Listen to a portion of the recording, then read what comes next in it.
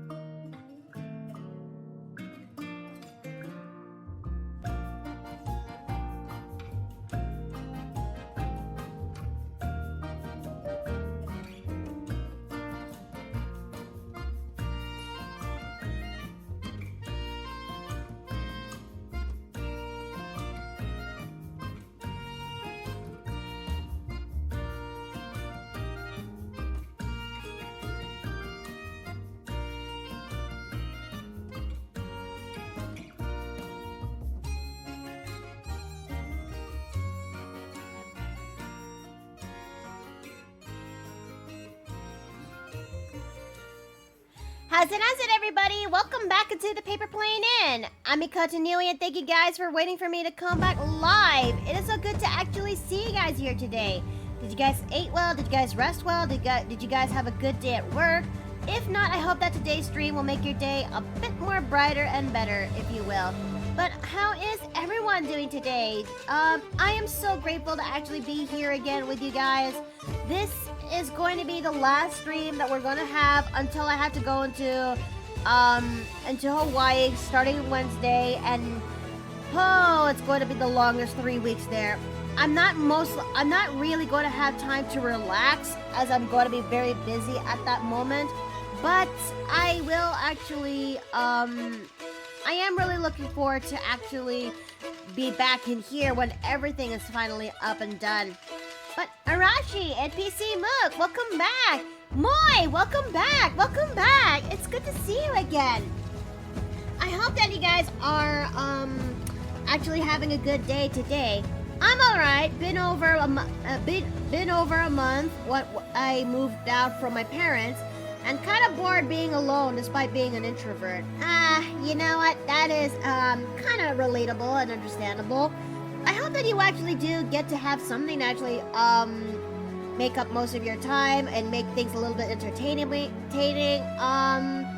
Who knows? Just take things a little bit slow, okay? I mean, congratulations again for moving out from your folks, and you're now having your own place. But yeah, congrats.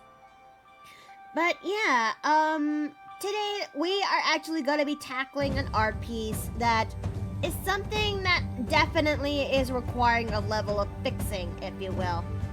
I know that you guys are very caught up upon this point, especially if you guys read my statement when it comes to Dr. Crafty, if you will. And especially when it comes to how everything that he's done has basically finally caught up with him. Is there a thought for Winterween for the type of streams in the future if you made Santa and Halloween combo themed outfits in the stream?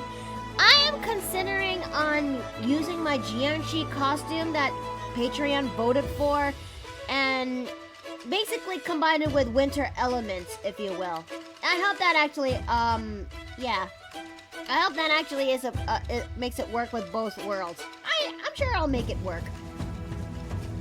But yes, we're gonna be actually tackling a piece that that Dr. Crafty once upon a time made for me 2 years ago at this point. And it was a commission that that I actually did love.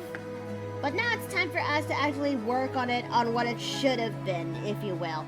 Now, that one actually would make people turn a little bit of heads. So why don't we actually go into the podium so we can actually see this properly, if you will. Though I slept a little last night, nothing serious just got carried away from not going straight to sleep. Oh, that's a mood. That is also a mood because I didn't go to bed straight away either. I was caught up with doing this art piece fixing out this art piece a little bit on what's going to be for today's stream. So, how about we actually... oh no. Oh no. Oh, where's my bottle? Where's my bottle of anti-allergens? There it is. Hold on, chat. Hold on, chat. Let me fix this. Oh boy. Ugh. Oh dear. Hold on a second. Let me actually put get this squared away so that way we don't have to worry about this during the stream.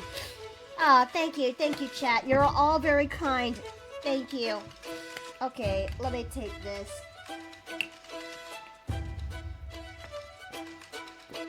Ugh. Whew, okay. There we go. Done and done. Without further ado, how about we actually get straight to the podium so we can actually see this piece proper, shall we? Oh! Hold on a second. Let me actually go to Discord and undeafen myself. Oh, hi, Afton. Welcome back. Hello, how are you doing this evening? I'm doing alright. We are just about to get ready for today's stream for, wait a second. Why is my podium off? How is it off? There it is. Okay, it took a while for the crystal to buffer the image.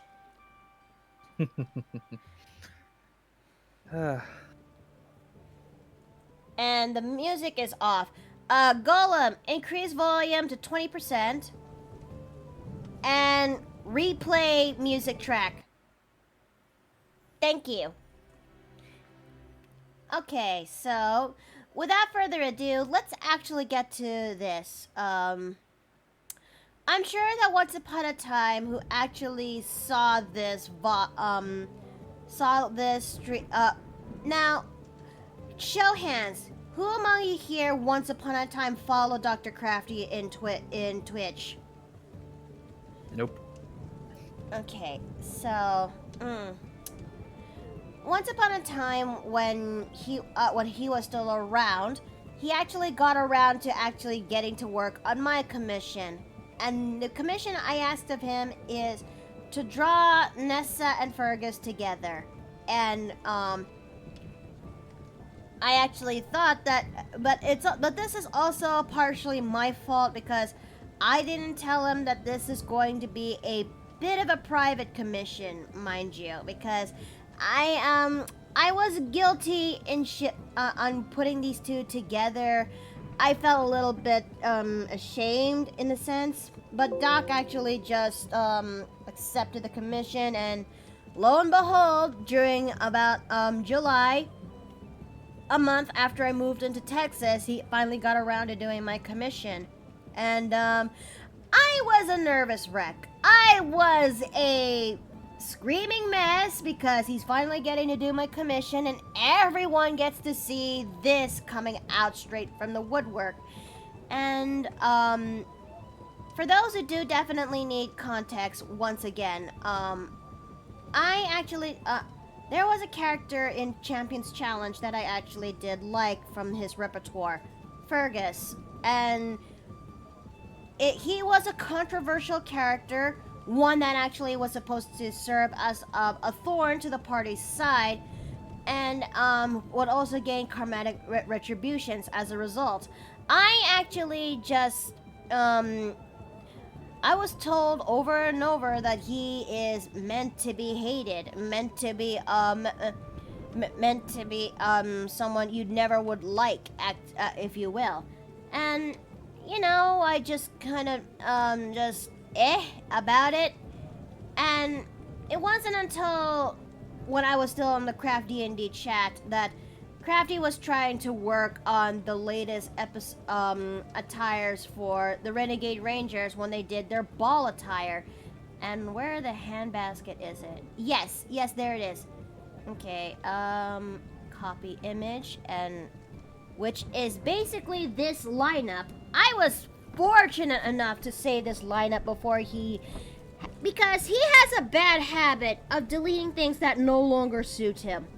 And yeah, I actually saved the lineup when it comes to the Renegade Rangers with their ball attire, and not gonna lie, when I saw this, it was the point, it was that stickling point that made, that kind of fed something in me. But even then, people tell me to just wait until he shows up in the game proper so you can hate this guy. I did. And when the ball arc finally came, and when I finally saw him being played out, it was a scene where he, I guess it was Cerastus and Callum, which were the player characters at the time, who approached to him and asked if he actually had someone with him at that point.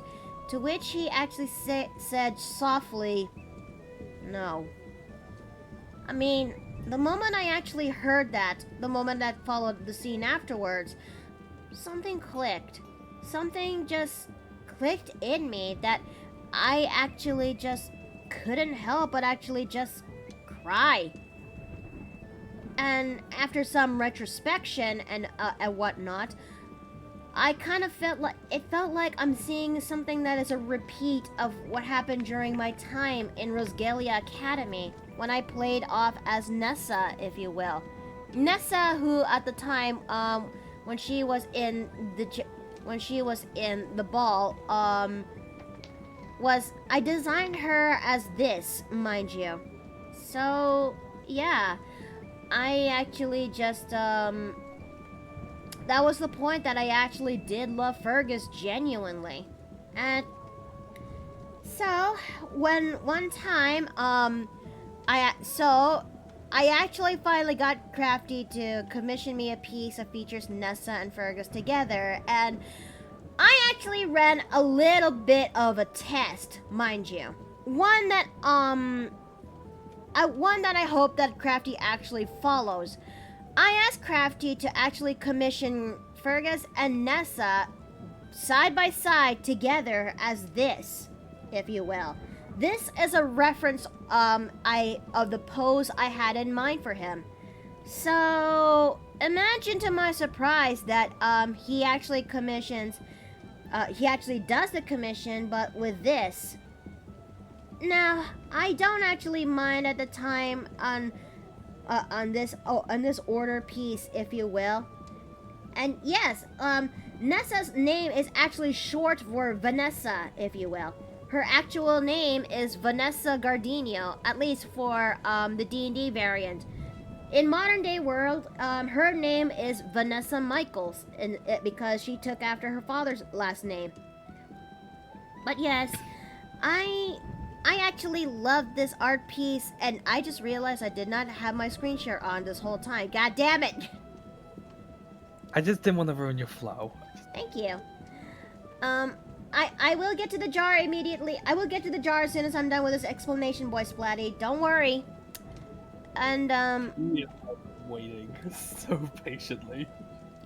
And, I actually commissioned those two to actually be together, but he actually picked the pose. Hello! Oh, hi, Jay. Hey, I'm just stopping by on my lunch break. Thought Okay. I'd come say hey. Alrighty then. I was just explaining along before we actually get to the art piece in proper. Okay, so instead of Crafty doing this reference that I actually asked him to do, he went to do the Beauty and the Beast pose with this, and if only he didn't actually add in the lighting, and if only he didn't make his face a little bit more sinister in a sense. I mean, Nessa at that point would actually find his that face kind of cute. Like, I kind of viewed Nessa and Fergus as yeah, the Beauty and the Beast, but also the Fluttershy to his Discord kind of deal. The one who actually Nessa was the one who he would actually completely listens to, and well, both of them had things that actually brought them close together. Yeah, it would have been like that, and I just wish that people at the time were kinder when Crafty finally showcased this. And I will actually did I actually tell now how I was able to know all this? Because I actually kept the VOD when he actually did my commission. Well, it's a two-parter VOD because the internet kind of crapped out on him midway. But yes, I actually kept the VOD when it comes to him doing my commission. And for those who actually are interested about it, I am going to drop it into the paper plane in just so you guys could actually see this. It's one of the last few things that was left of him, and because he actually went through one hell of a deleting spree because of now that cat is out of the bag at what he actually fucked up. Okay, but yes, he didn't actually follow my idea for the pose I had in mind when it comes to Fergus and Nessa. So yeah, he had a bit of a listening problem. He does, and much to my dismay. So, oh, that is not how it was supposed to go. Okay. There we go. I am gonna drop this two-parter vlog into the chat so that everyone could actually see this, if you will. Okay. It has been officially lost media because the man has tried his best to scrub everything off him clean, but bro, that's cringe. Yeah, don't get rid of everything just because everything you have is falling apart. Yeah, like, the guy, he basically got caught and decided to disappear. Scorched earth tactics. He took down a lot of things with him on his way out. I hate that he does that. Oh yeah, it's the coward's way. Listen. Yeah, like, at least show some ruins of your downfall, Empire. You mean this empire of dirt that he made? The house of cards that he built? Pretty much. But yes, we are actually gonna get to working on this, on the ideal image when it comes to Nessa and Fergus together. And okay, I actually spent the time to actually make this happen. His DA page is still around, which I am grateful that it's still around. And now that I finally got most of that explanation out of the way, Afton, last words. Here's to me being dry-aged. There you go. Dry-aged? Yes, because every time I'm in here, a specific someone in chat likes to constantly pour salt on me. And if you know one thing about meat, dry aging, you have to salt it. There's specific methods where you can salt the thing. Okay. I see. Yep. And I think I made his expression, this expression, a little bit softer in this time around. I was there when it comes to Champions Challenge when it was the tail end of the Sorcerer City arc up to the second to last episode of the Hammerlock City arc. I was there not as a player but as a spectator watching all this in real time. So yeah, there is a lot of things in that there was a lot of things in there that I actually had fun with, you know? And whenever Fergus shows up, I actually was excited to actually see him. Aww. Because, yeah, he was my favorite. Now, I know that there are some people who actually keep asking this once upon a time. Like, of all the characters, why Fergus? Why him of all people? Why choose to strongly tie yourself to this? He was meant to be hated, and vehemently so. Why him? Well, yes, because he is big. Maybe because he's a fearbulk. And yes, Fergus is the one who started all of my love for fearbulks, if you will. Take us back. He is. So, This is the guilty party right here. So, the reason your certain fur obsession began was because of him. Yeah, it is. We found it, fellas! The cause of it all! I mean, there's a reason behind that, okay? It's just, Okay. oh god, chat, no. Wait, chat, I don't know. Mark, no! Oh no! Oh no. With that, I gotta go. Alright, you take Lunch break care. is over. Mate. See ya. See ya. Bye. Why is my keyboard a little bit finicky? And up, there goes the salt. Why? Well, because you open your mouth. That's why. I regret nothing. But yes, Fergus is the patient zero to my love of fearbulks. And there's kind of and all because of my time during Champions Challenge as a spectator for watching this whole thing kind of come together. I just realized what's wrong with my keyboard? Oh, is that something off? My wireless keyboard is a little bit disconnected. So Wait, let me you try have a wireless? Yeah. Wireless? Yeah. Huh.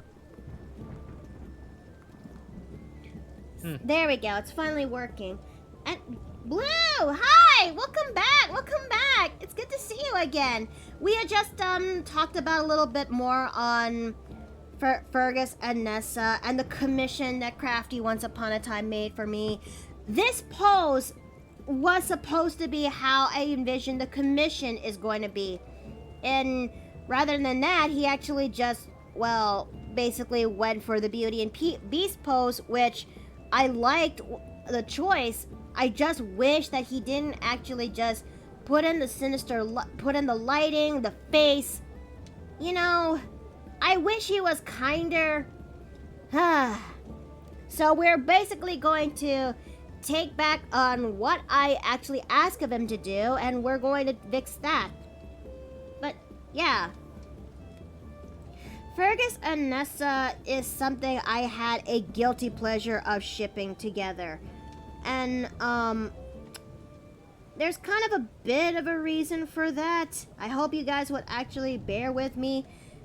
I kind of envisioned these two to actually have something that kind of ties them together, that actually help them grow, that actually help break them down and grow together as people. And the more I learned about Fergus in the Champions Challenge, the more it just strengthened that kind of love for the said character. I actually thought that he was that despite that he was this character who people hated a lot, there's a reason behind the madness of why he is the way he is, and I kind of see him to that of a complicated, tragic-ish character. There was a 1942 film. I'm sorry. Oh, a 1942 film of Beauty and the Beast. Oh, I didn't know that was a thing either. Okay. And the possible reason why I actually liked Fergus was my perception of him on how I was able to gather the pieces when it comes to how he was portrayed, if you will. And no, I meant 1946. Sorry, I mixed it. That's okay. That's okay. I mean, I'm sure there was a reason to this, but there was, but it wasn't what you expected. Maybe so, Barrelwald. And yeah, my supposed perception and theorizing is what helped strengthens my love for Fergus, especially how he was portrayed more and more as the time kind of goes on. Most people would actually hate his guts because Crafty encourages to do so. I don't hate this Fearbolg. In fact, something just I just came to believe on on why Fergus is the way he is, and okay, I need proper music for this. Golem, pause. Okay, I need to find that soundtrack that is best suited for the job. Where is it? Golem, play Identity Crisis. I kind of envision Fergus as this kind of tragic character to what explains his behavior. The Forger's family line, which he's from, are basically traitor families to the Civil War that that was part of the idea from Champions Challenge, if you will. Fergus's family is part of said traitor families, and as a result, as punishment and penance for this crime, they are forced to actually to serve Aesol's family. But this also requires them to actually give up the family name. and be served in the name of Forgers instead. Fergus, in the current state, was the current generation of the Forgers family line, and he was very well aware that he is doomed from the start. Given that he was the last child of the family line, it increases immense amount of pressure onto him, and he basically had no way out. And in the story that I had in mind for him when it comes to Champion's Challenge, he doesn't really have much of opportunities for happiness either.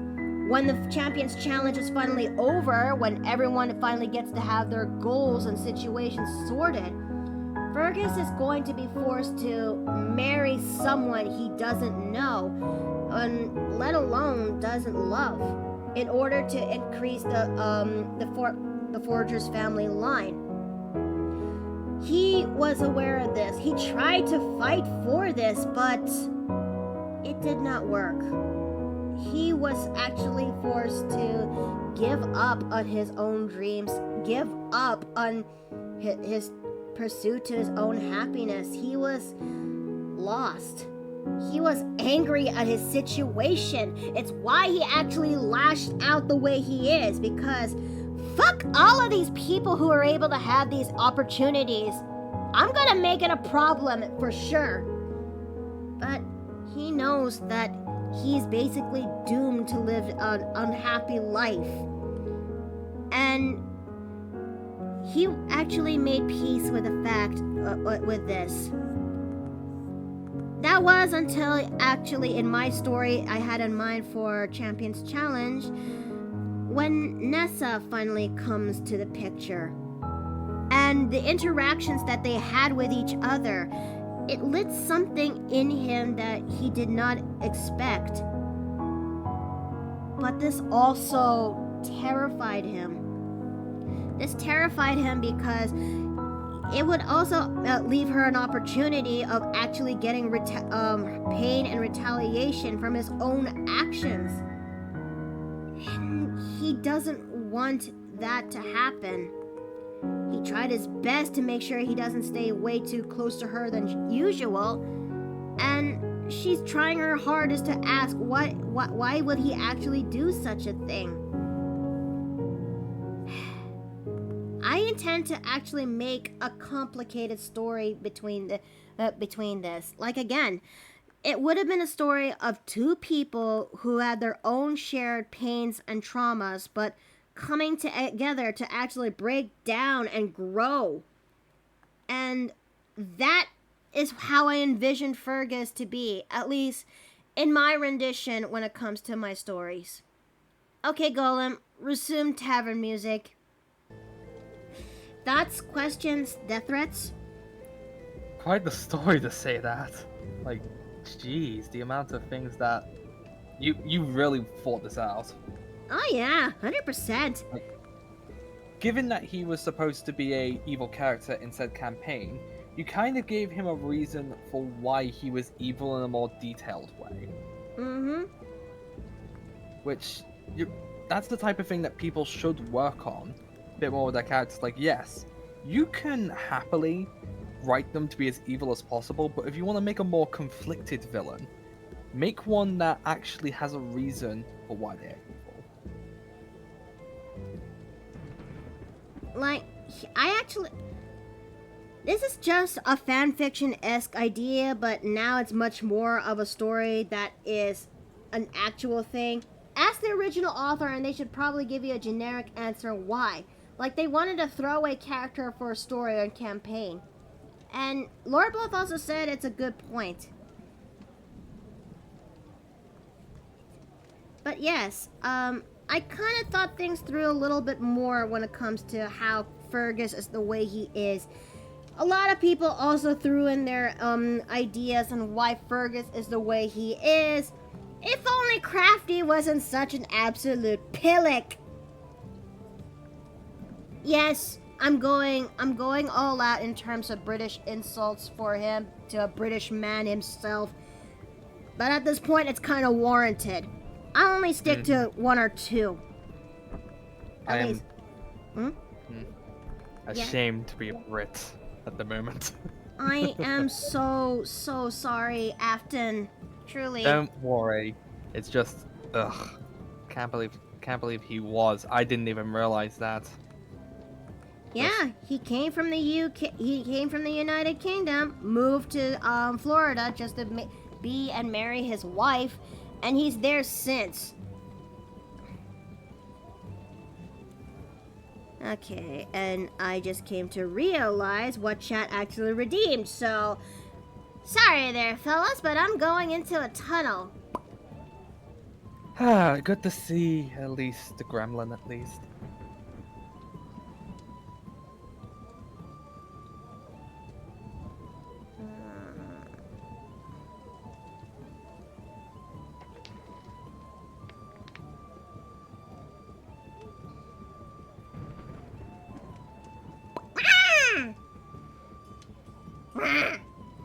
Greetings, my fellow Fae. Yeah, Afterman was covered in oil. You're not next to any open flames right now. Don't worry about it. Anyways. But come on, give the Tato a hug. Why are you all salty? Splatty's doing, in all honesty. He's trying to dry age me. I know, it's a terrible thing, isn't it? You got salt all over your bush. Don't worry, he'll get off eventually once I'm released from here. I request to be released from the jar so I'm no longer dry-aged. What? Chucky pumpkin pie? Yes. It's the season, after all.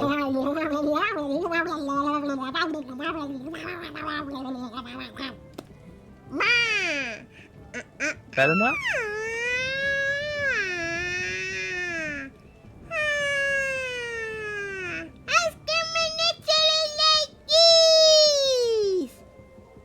That's good to hear. More. Tell me, are you allowed to... does the chat have any more for the gremlin? So, the question is, how is it that you're feeling? Well, Afterman actually seems fine at the moment. That feels off. Something's off. Normally, when you eat a type of chocolate, some side effect happens.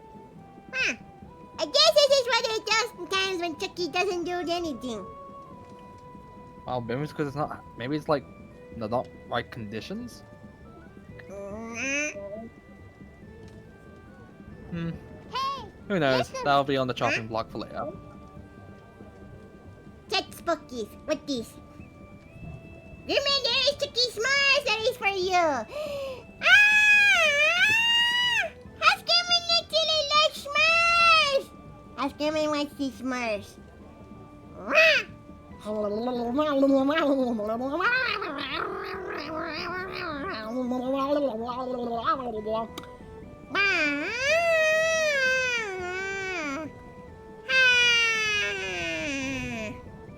Hey, listen.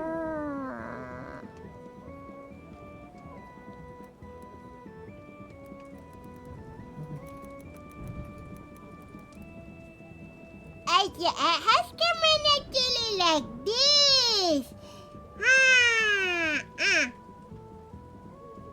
Afterman said he went to go use bathroom. Go do that then. Yes, Afterman's gonna go use bathroom now.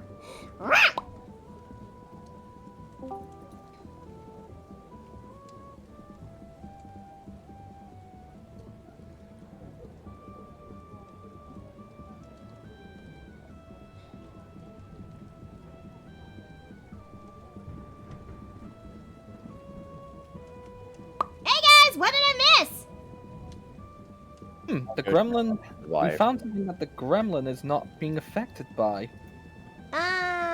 You sure about that? Wait a minute. Dave, is that you? Yeah, I just popped in. Dave! Okay, let me put you back to where you belong in me.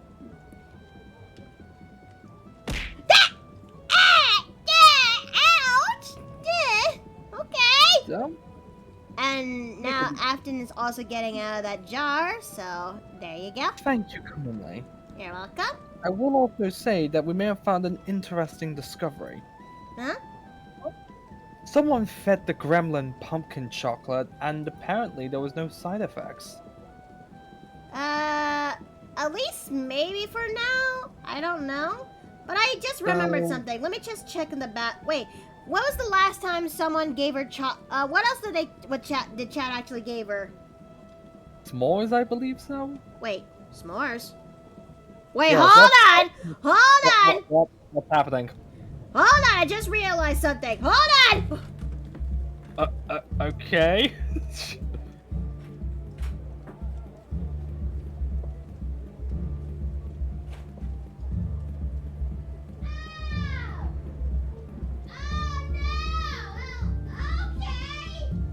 What's wrong?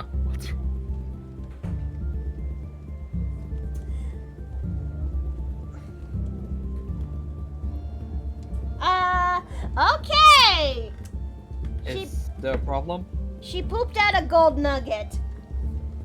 What? You can't be serious. I ain't! This is the second time it happened! You're telling me she pooped out a gold nugget. A large gold nugget. How large are we talking here? The size of her. Well, a half.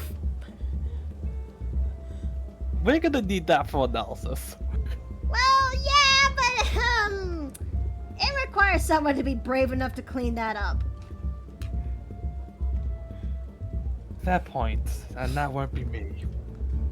Okay, so, how about we actually get back to working on this, and... Yeah, this is the second time this actually happened, chat. This is the second time this actually happened where House Gremlin poops out gold from eating s'mores. Is this... I'm gonna have to take a look at the s'mores part, aren't I? What's Gremlin's weight in gold? That's the question. That's Okay, a good one. Although, speaking of which, where is the House Gremlin gonna be in the ongoing year? Well, most likely she just want to actually try to go into the village for Halloween candies, tricks or treats, but we're gonna make sure she behaves because God help us if she actually throws hands on kids just to have their candy. Did she do that last year? Yes.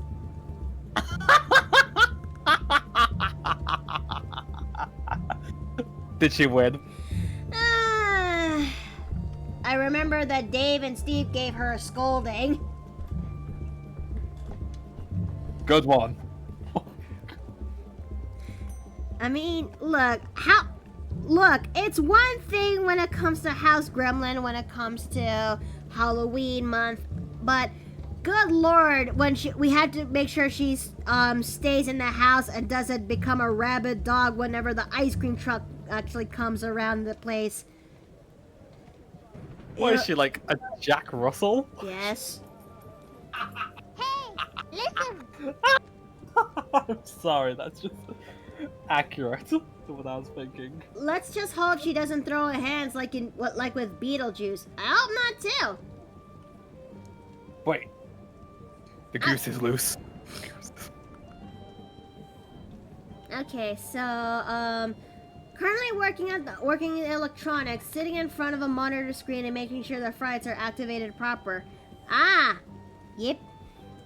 Not setting up a haunted house this year. Oh, Dobin volunteer. Oh, so that's what you meant. Well, I hope that your Halloween is still a good one, Lord Bluff. Okay, so yeah, Okay, I'm gonna try my best to soften up his expression here because compared to how Crafty designed this, designed the commission, I envision his face gotten a little bit softer when it comes to her. Do you think this is soft? It looks quite soft. Mm. And if I'm not mistaken, he was a cleric, so that kind of explains why he has such a preacher-looking form to him. Yep. Right? Yep. I just, I kinda...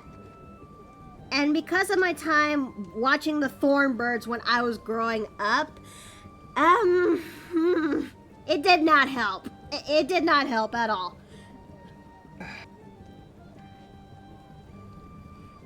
Anyways, I'm gonna try my best to actually draw out his features properly, and oh boy, he has his face expression does look gentle. Thank you.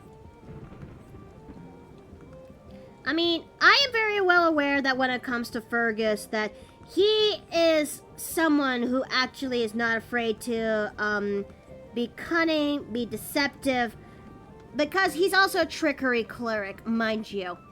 So, as a Firbolg who has part trickery cleric, he's got those features up in the spades. So, he's a... Wait, that... Hmm? That also just means he's capable of being invisible twice. Yep. Terrifying. It's the only part of him that's soft. Wait, you mean the ears? Be much. I also have this one little fun idea that he actually has a tick.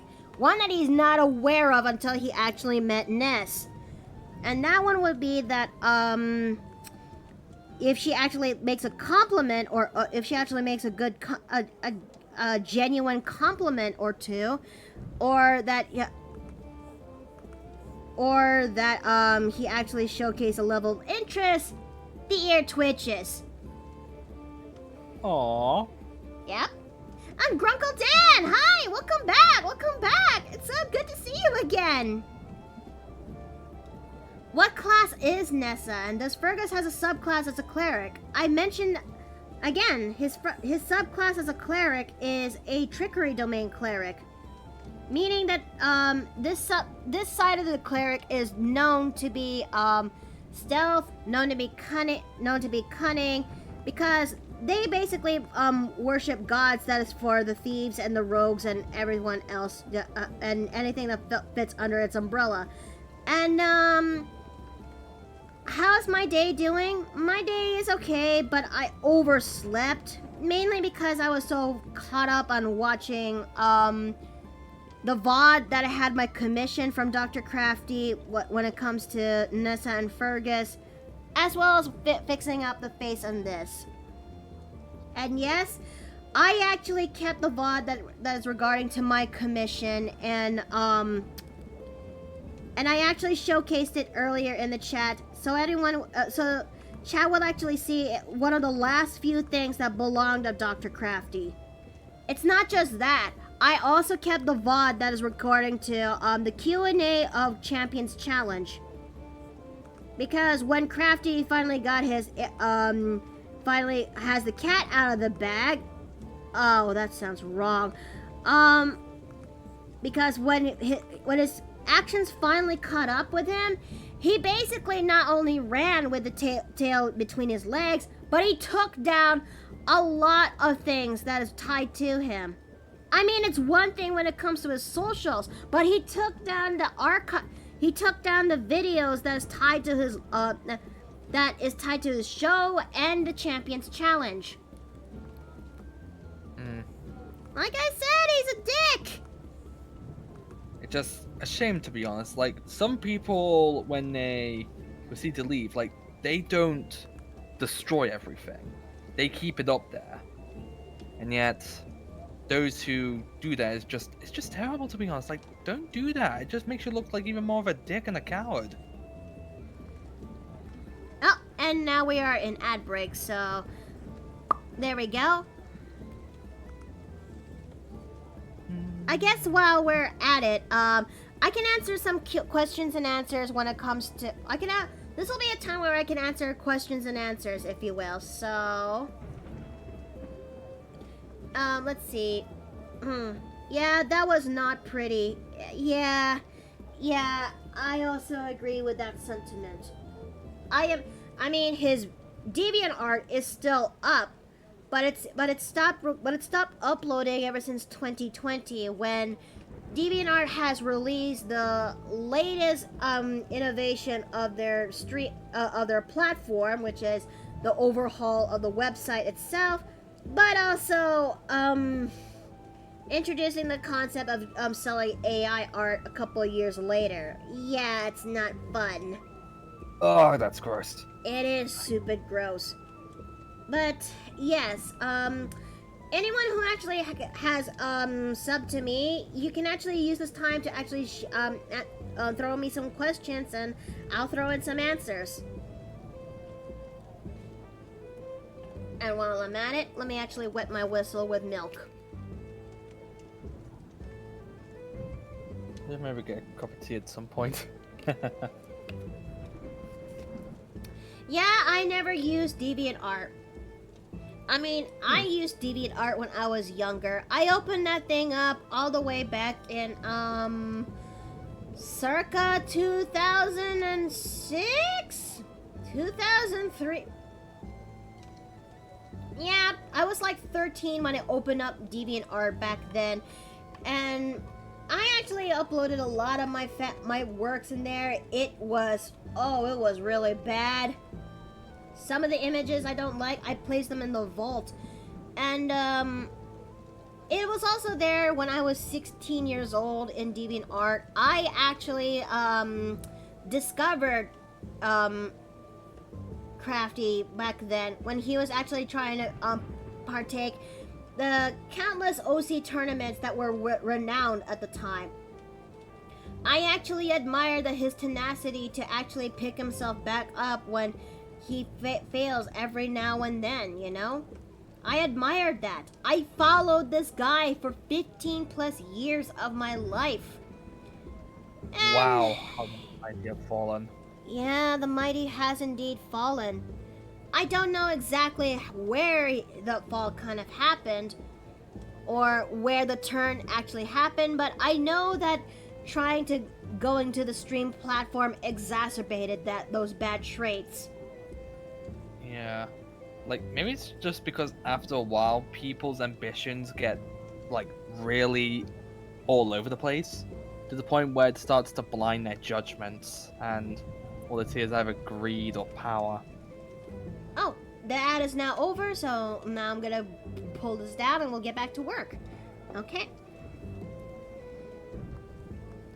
Yeah, I mean, it's times like that I try my best to be humble where I could, because it is so easy to fall into the trap that is that fall into the ego trap. One that you can sink in, enjoy its comfort, but it's hard for it to actually climb out. Or Like, you were saying? nah, you go on first and then I'll say I lost my train of thought. It's just kind of a shame that it's kind of one of those cases where a lot of people who become, like, quite famous and such, they kind of become, like, the people in their communities just humble them. Because you gotta have that balance. But, well, let's just say when you don't have many people around you that keep you in check, you kind of end up like that. Yes, and unfortunately, Crafty has. I learned the things I learned about Crafty makes me so disappointed in him. I didn't realize that he was a person who cannot properly listen, unless maybe you're his wife, and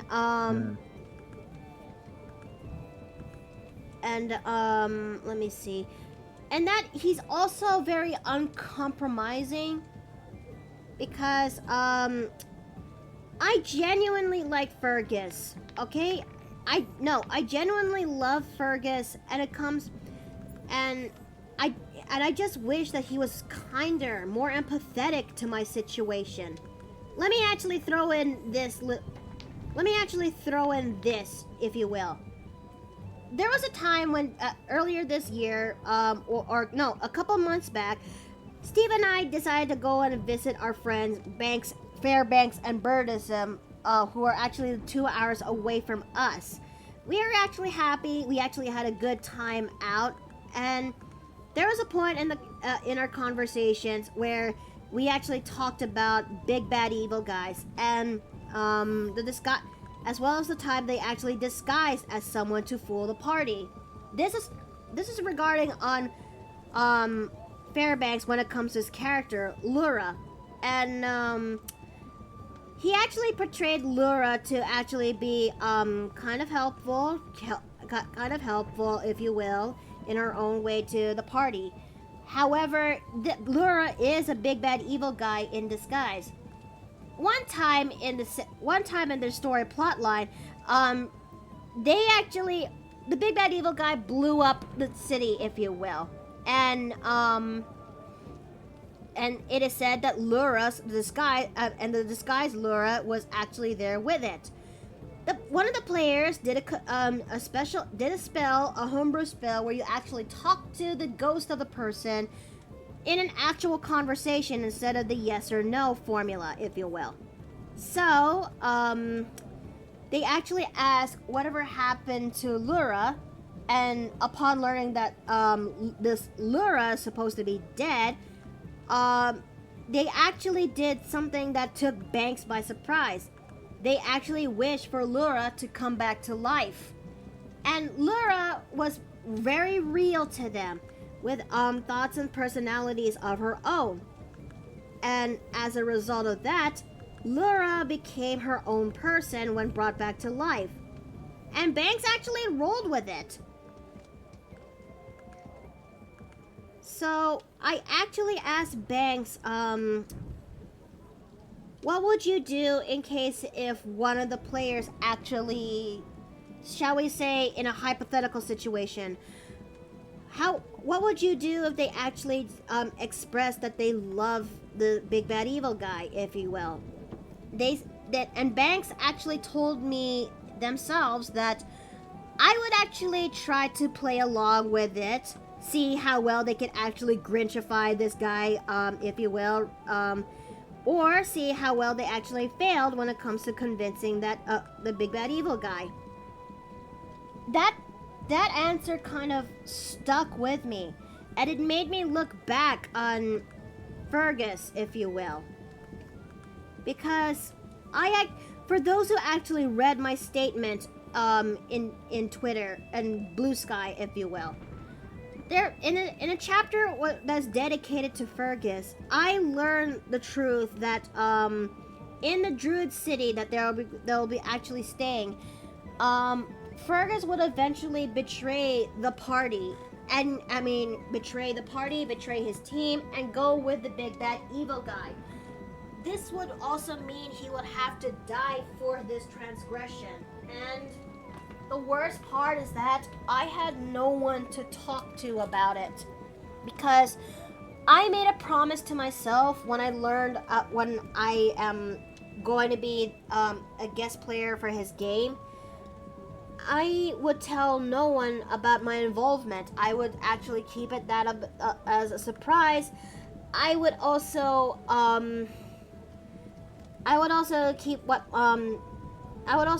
I learned as a surprise. I would also keep what I learned a secret as well, because I was a guest player eventually. I would, and learning what's going to happen to my favorite character just hurts me. I had no one to talk to, and I know how much Crafty's game means to him because he worked so hard for it. So I just stayed quiet.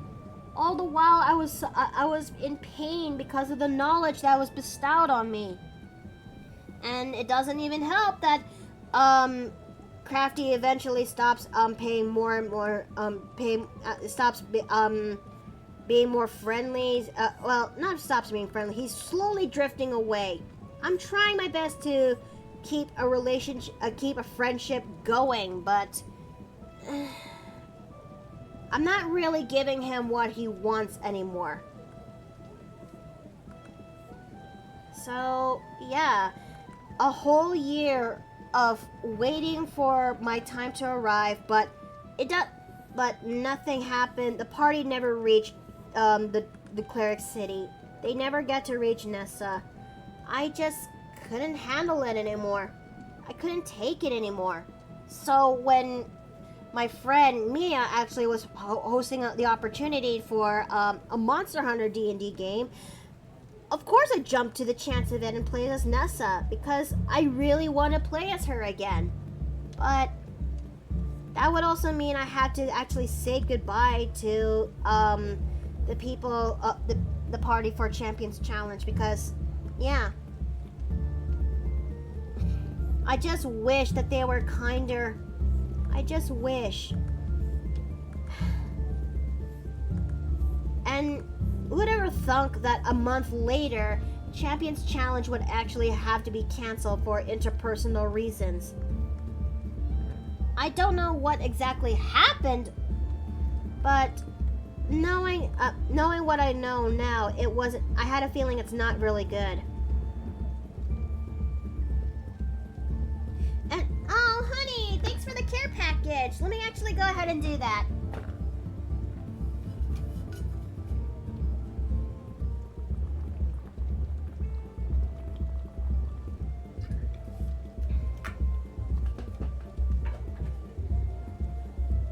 So, yeah, and then there's also the Q&A that came a month after its cancellation. Which I also saved the VOD for that as well. It's one of the last few fragments of Crafty you're ever going to have from him. And I think I'm always going to hate this guy. Not gonna sugarcoat it. I'm also gonna be dropping it here in the chat because call me petty, if you will. Nothing wrong with being a bit petty. There you go, chat. That is the Q&A to the Champions Challenge VOD. But yeah. I also, around that time when it comes to that, I also tried to make a fanfic story that is regarding to the point of view of Champions Challenge. Oh, my wife is the queen of petty. I'm usually someone who is kind, and I'm usually someone who actually tries her best to be humble where I could. So it is very rare for me to actually be quite petty, if you will. And I hope it doesn't actually put everyone off, in a sense. Nothing wrong with being so. Thank you. Everyone gets one. You know what? That is fair. Okay. Because I'm a people pleaser. That is something that I am honest with when it comes to that I also confirm in my statement. I don't want to cause conflict. I don't want to cause trouble. And if I did something wrong, I tried to please and fawn so I could actually fix things that I know I messed up.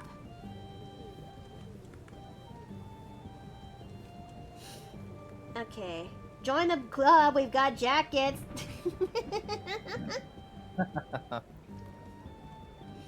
But yes, I actually once upon a time tried to make Champions Challenge fanfic, if you will. One that takes place in the perspective of the Renegade Rangers in their way of doing the trials, but it also depicts a story on how they're also trying to tackle a case that they actually are that is bestowed on them. What kind of case is this? Well, allow me to actually explain as best as I could without spoiling as much as it is, because because of the key element that is also Nessa's story, if you will. Alright, Sevi? Cool. Let me try to explain.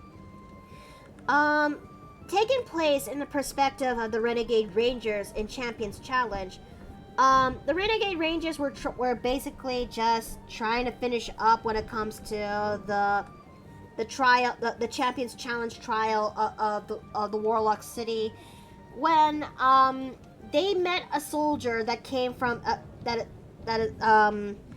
Aesol is very familiar with. This gnome soldier that serves in the same military,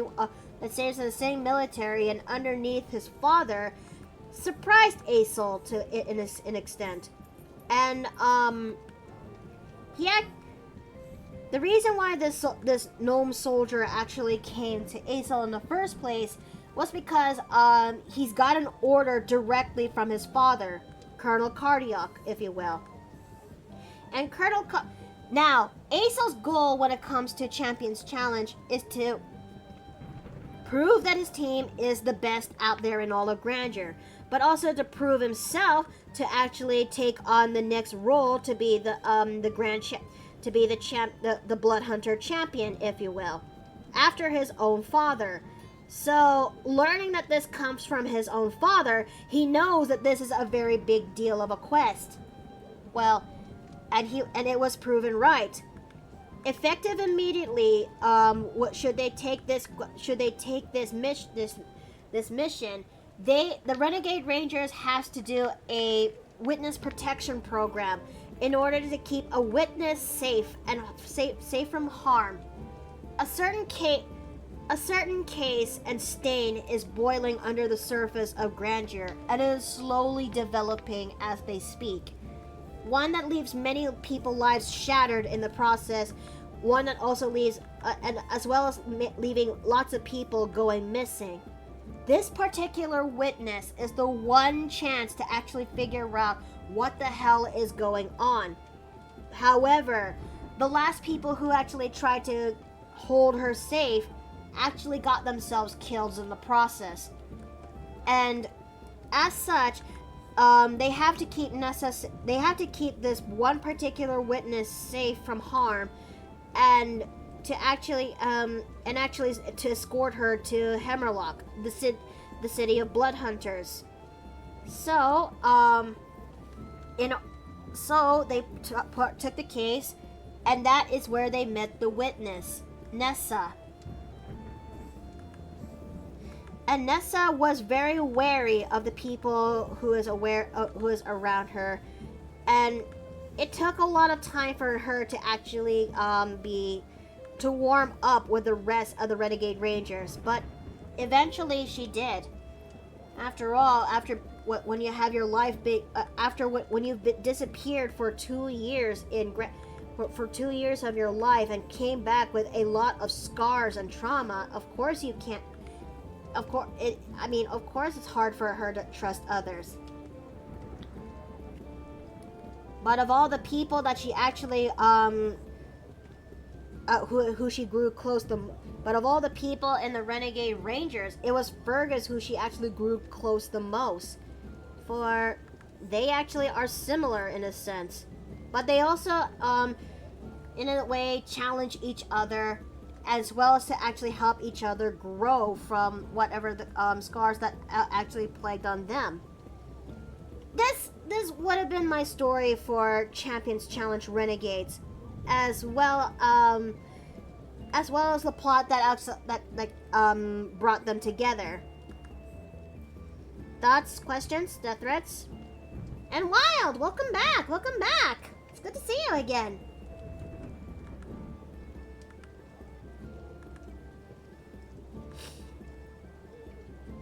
Let's see.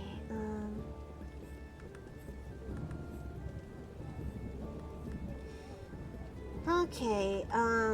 Now I'm not used to doing this kind of formation for the dress, but I'm gonna make this thing kind of work. Skirt manipulation is an absolute torture. It kinda is, but As an artist, you do need to get good. Yeah, like, it's also the fact that because I've been messing about with the kit bashing on Hero Forge, all the skirts can be manipulated. Oh! Alright, but that's a premium kind of thing, isn't it? Yeah, and it's Ugh. quite tough. I'm But upset. I can. But in all honesty, it's worth its value because they've released quite a massive amount of stuff with it now. Hmm. Neat. Their most recent update, color statuettes.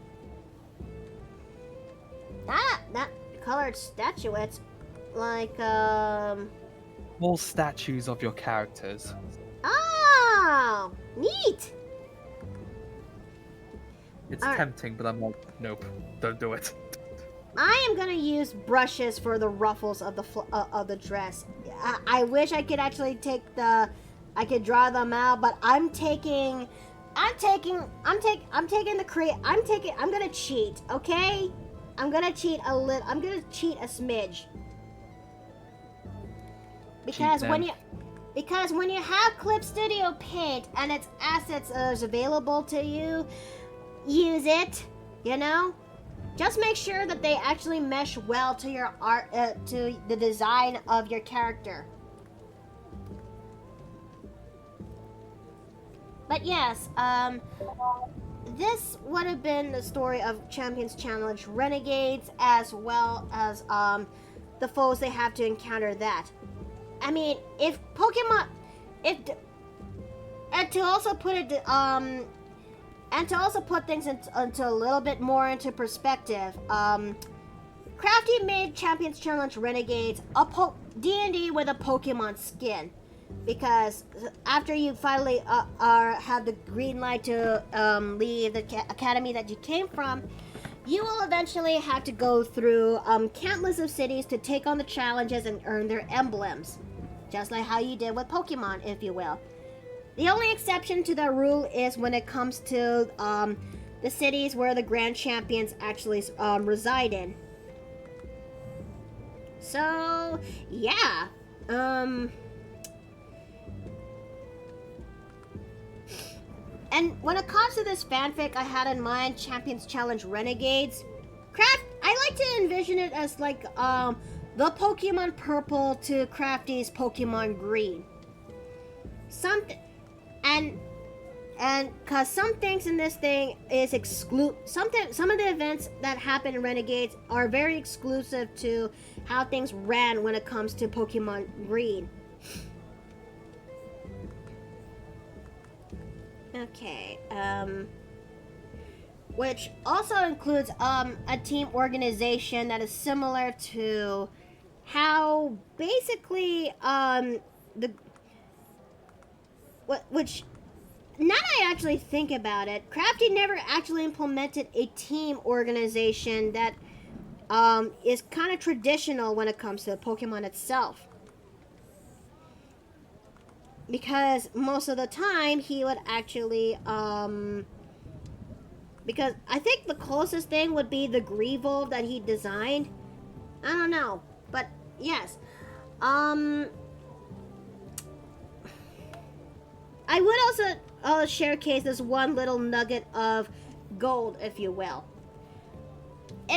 It's not just the Renegade Rangers, it's not just Fergus that I save from the trash empire that is Crafty.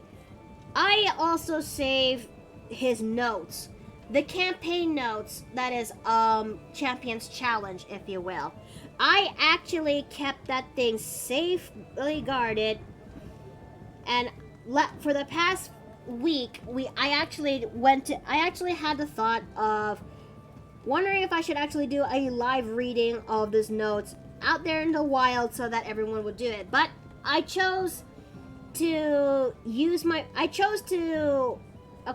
is a very poor choice of words. I chose to actually read this aloud in the paper plane in first, and I've made the right choice to not share this out in the open, because some of the stuff we found in the document, oh my lord, Yeah, we read through some of it, and it's... Ugh. Like, was he trying to do a D&D game, or was he just trying to make a story and forcing the players to just go his way? I think it's a little bit of both. I mean, Ugh. making notes for an idea for your campaign is not a bad idea. But the thing is, players are very unpredictable. They would actually ask if they can actually do X, Y, and Z instead. Crafty does not roll with the punches, from what I've learned. Now I want to know more. Are you sure, Moy? Are you sure you want to know more? Because not worth it. it's not worth it. It really is not worth it. Because oh dear, there's some things in that notes that I also am repulsed because I was supposed to actually be part of Crafty's game of Champions Challenge, and as playing as Nessa, I only zoned in into the points where I knew it was basically important. So when I finally got to read the whole thing proper, there are things in those notes that make me just question, Crafty, what the fuck is wrong with you? Please, I'm genuinely curious. Have you ever... I don't know, Moy. I don't know. Kind of ironic that the old D&D Crafty used to tell his viewers. Okay, I think I will only reveal a small snippet, okay? I will Just only one reveal snippet? one snippet. I will only reveal one snippet. That's all I can share, okay? Alright. One snippet, and that'll be it. That will be One it, and one. because... Chat, I am so sorry, okay? Now, I have kept the notes of Champions Challenge to my person because I just want to know what the hell am I going to do? What the hell am I going to do as playing as Nessa? And there's some segments in here that really just made everyone go a little bit appalled. And that also includes when they got to reach the Rogue City, if you will. In the Rogue City that they should have been, they would eventually encounter Debil Osibi, the Rogue Champion, if you will. They will also eventually have to do a mission to find Stony Montana, which is Jet's father, and try to infiltrate into his home, if you will. I mean, okay. And one of the places you can actually break into, in one of the many places you can actually break into, one of them is this. And, okay, screenshots. Drop. There it is. Oh, chat, I am so sorry, okay? This is one of, I want you to read this out, I want you to read this a little bit aloud. Now, we actually thought that when it comes to this we are actually, surprised as fuck as first, and also appalled. It wasn't until we actually learned what the flying handbasket was a naiad actually is. And a naiad is basically this. And we actually had the biggest sigh of relief because a naiad would actually just conjure her own clothes that is made out of water and all that junk. And it's the biggest sigh of relief. We thought that was weird, but that was not worse than we thought. It wasn't until we actually scrolled down a little bit more and I'm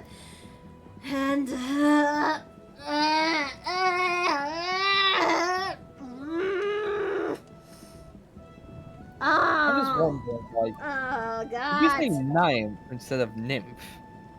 Well, that's what the notes actually said. That's what the actual stat block is. But Huh.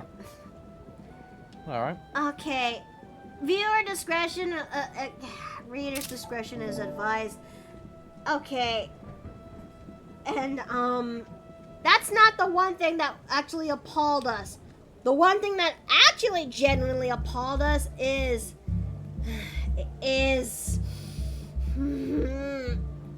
Where is it? Spit it out. Just spit it out when you have the chance. I could have sworn Ah, there it is. Oh, dear. The one thing that appalled us the most is this. I Let's watched... take a look.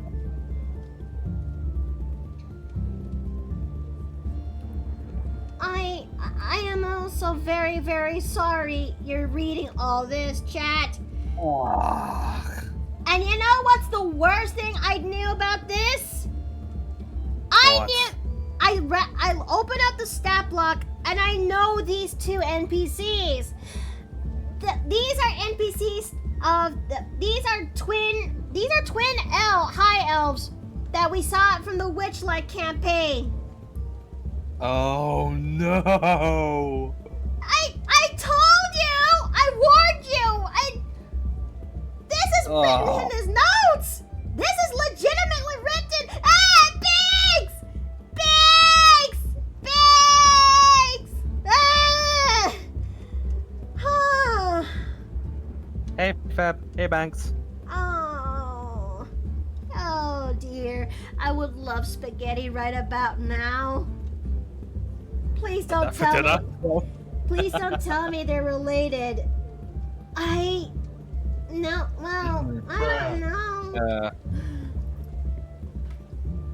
I hope that it's not the case that they're related, but if they are, oh gods. No. I've come to cause distraction. I love distraction because I need a moment to actually brain bleach what I just read. Again! Yeah. Do you need eye bleach or mouth bleach? Yes! Drink up. Ugh. Hold on a second. I'm going to need to take that and...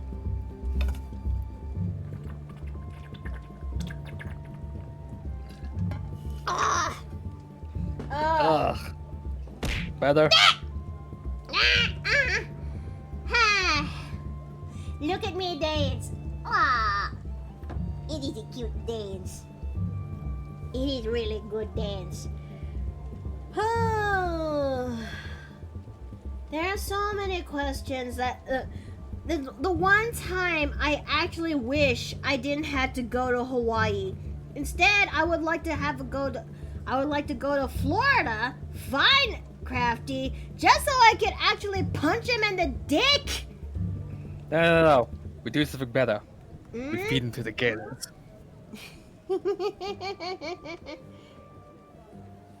It'll look like another Florida man accident. It is exactly what we needed. Thank you so very much, Banks. Oh, thank you very much, Banks. It's good to see the shark go down. I think we're just one of the few peoples who will not let Crafty get away with it. He caused many things here, and there's a lot of history, so you can kind of understand why. Yep. There's a spitefulness to him. Yep. And we all know spite is a powerful motivator. And I'm also trying to fix up this one commission out of spite. And also to also showcase that, yeah, he is now basically home. Because now with everything is out of the way, I am, from that point, after making my statement, I am taking back Fergus. Because though he may have given him a form, he given him a purpose, I actually gave Fergus love. I actually love this character from a very genuine place, and there are so many. I actually placed in a lot of effort when it comes to the fanfiction story idea of him. I'm taking him back because properly fuck Crafty. I usually don't do these things out of spite, but in this case, you're completely valid in what you're doing right now. Thank you. Well, it's not only Fergus I actually saved. I also saved the assets of the Renegade Rangers themselves, except for Aesol's werewolf form. But at least the wiki, at least the TV tropes actually saved it. So I guess that's the one piece of good news that I only have. Acquire the boy. Yes, I am gonna acquire the main. He's a big boy, a really big boy. The progenitor to my love of fearbolgs. I like to actually think that every time I actually like a fearbolg, if you will, Crafty whinges a little bit. Because he unintentionally started all this with Fergus. The beginning. And yeah, a werewolf form. Let me, the leader of the Renegade Rangers, Aesol, I refuse to call to say his last name because it was utterly dumb. Actually is a blood hunter, it is a blood hunter packed, the Order Lycan, if you will.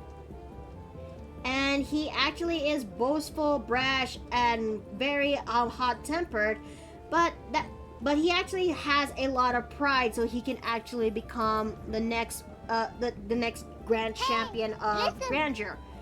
Yes, Wild? Question: when was the last time the TV tropes page has been updated? I don't know. I think the last time it was updated was about a couple years ago, if you will, before before the game was eventually canceled. In fact, yep, it's still there, and so yeah, I think if anything, his DeviantArt page, the TV tropes page regarding to his show and Champions Challenge is one of the last few things that is still, you know, one of the last records of Dr. Crafty. And I think for everyone's sake, it should stay up. Because he took down a lot of things on his way out, you know? It's one thing if it's his socials, but his work? That's not okay. At least, it's not okay in our book. Maybe it might be different to other people's opinions. I don't know. But a lot of people actually liked his show, actually liked Champions Challenge, myself included. How many L's does this guy is going to take in his library? I don't know. Can't believe I used to look up. I can't believe I used to look up to that man. No, freak. The best way Jay puts it is to never meet your heroes. Or if you have to meet your heroes, don't put them in a pedestal high up there, or otherwise you'll be left heartbroken. Exactly. Okay. And I'm gonna take back Fergus, and I am considering on making a new armor on Fergus, if you will. Yes, Queen! Teriyuku, hi! Hello. Welcome back. Sorry, It's so good to see you again. Good to be here. Yeah, sorry if I'm quiet. I am currently juggling this work, keeping an eye on my now requested Best Buy shipment, and trying to get documentation ready for SAWS. Are you gonna be okay though? Yeah, I'll figure it out. Okay. Let's see. I think this looks pretty good. I mean, Let's all this time, true as it can be. I can't help but wonder who else is also out there, who also feels a little bit that, Oh, not again. Oh, gods. Oh, gods. Gesundheit. Thank you. Oh, dear, no. I can't help but also wonder how many other people, who else is also out there who is heartbroken upon learning what Fergus actually truly is, you know? Because thinking about it now in retrospection, it's a terrible plot twist.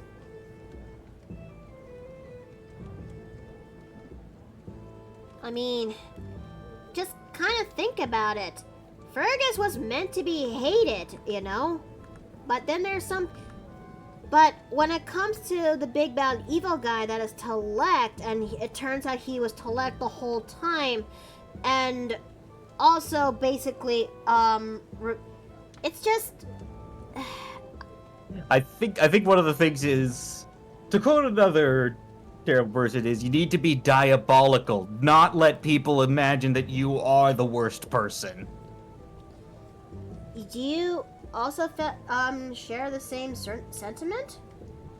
I don't think I have the same connection with Fergus as you, but I do know that there were some people who were talking about that the whole Fergus twist wasn't really that great of a twist anyway. Like, I'm guessing he already showed his evil moments, and knowing that he will be the twist villain kind of didn't feel as impactful.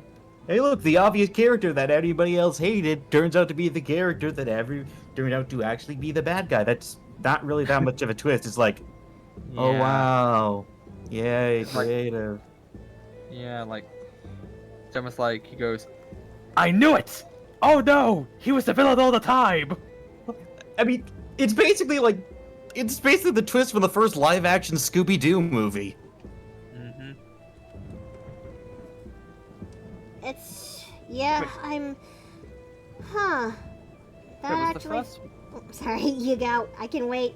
The first live-action Scooby-Doo, the one where they had Scrappy-Doo as the villain. Yep. Well, it was originally supposed to be, well, it was like Rowan Atkinson, who turned out to be Scrappy-Doo, who turned out to be the villain, who originally, I think, they originally were supposed to have Tim Curry play the villain, but even he said, no, I'm not doing that if it's Scrappy-Doo.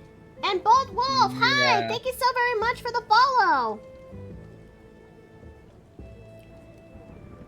I mean, when I learned that Fergus is going to eventually betray the team and join the big bad evil guy, I was heartbroken when reading those notes. And this takes place in the era of, like... in late summer, early fall of No, it's much earlier than that, because, I started to... God damn it. But yes, much earlier around that time period. It's been so long, my memory's spotty, forgive me. But when I learned that he's going to do that, I knew he's going to die for this transgression. Because who wouldn't finally use this opportunity to take out all that was the build-up hatred and kill him? I was heartbroken upon this realization. So... But I never told anyone about this. I had no one to talk to about it. I knew how much Crafty... I knew how much this game means a lot to Crafty, and as such, I had no choice but to stay quiet about it, despite knowing that the knowledge is basically killing me inside. So when I learned that he actually is Telect the whole time, it was worse. It breaks my heart even more because I didn't knew that. I mean, Tanya and the other friends are right. It's just that I had a feeling that he also placed this twist there because of how the way some people are taking a liking to Fergus for their own reasons, myself included, because he was meant to be hated, and here I am, who genuinely loves this character, and is actually making content that is related to that character, and though he never says it out loud or shows it, I had a feeling that it didn't sit well with him. That people liked him. Yes.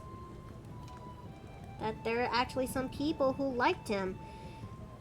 And you know what?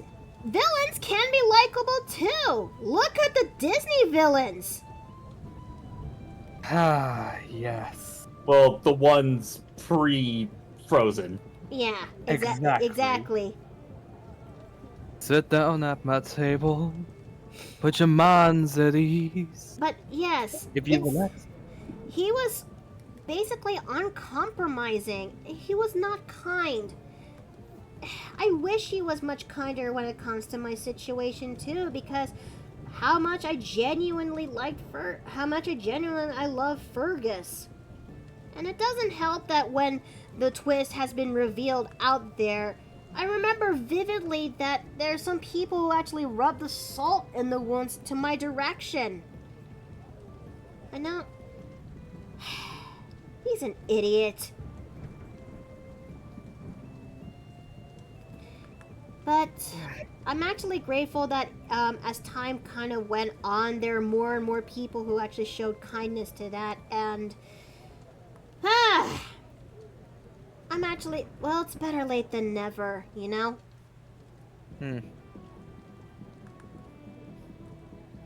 My favorite Disney's is Demona from Gargoyles and Scar from The Lion King. Again, I apologize. Hey, it's okay. It's one of those where you had to be there to know situations, pretty much. An accurate depiction. Mm. It is interesting to say, because here's the thing. Most villains are quite likable, because here's the thing. Some of them are liked because they're hated. Or they're hated because they are well liked. Or they're kind of that Wooby situation where they're disliked, but you kind of like them for the fact that they're disliked so much. Yes. Pretty much. A good example would be Joffrey from Game of Thrones. Oh. Ignoring the final season and such.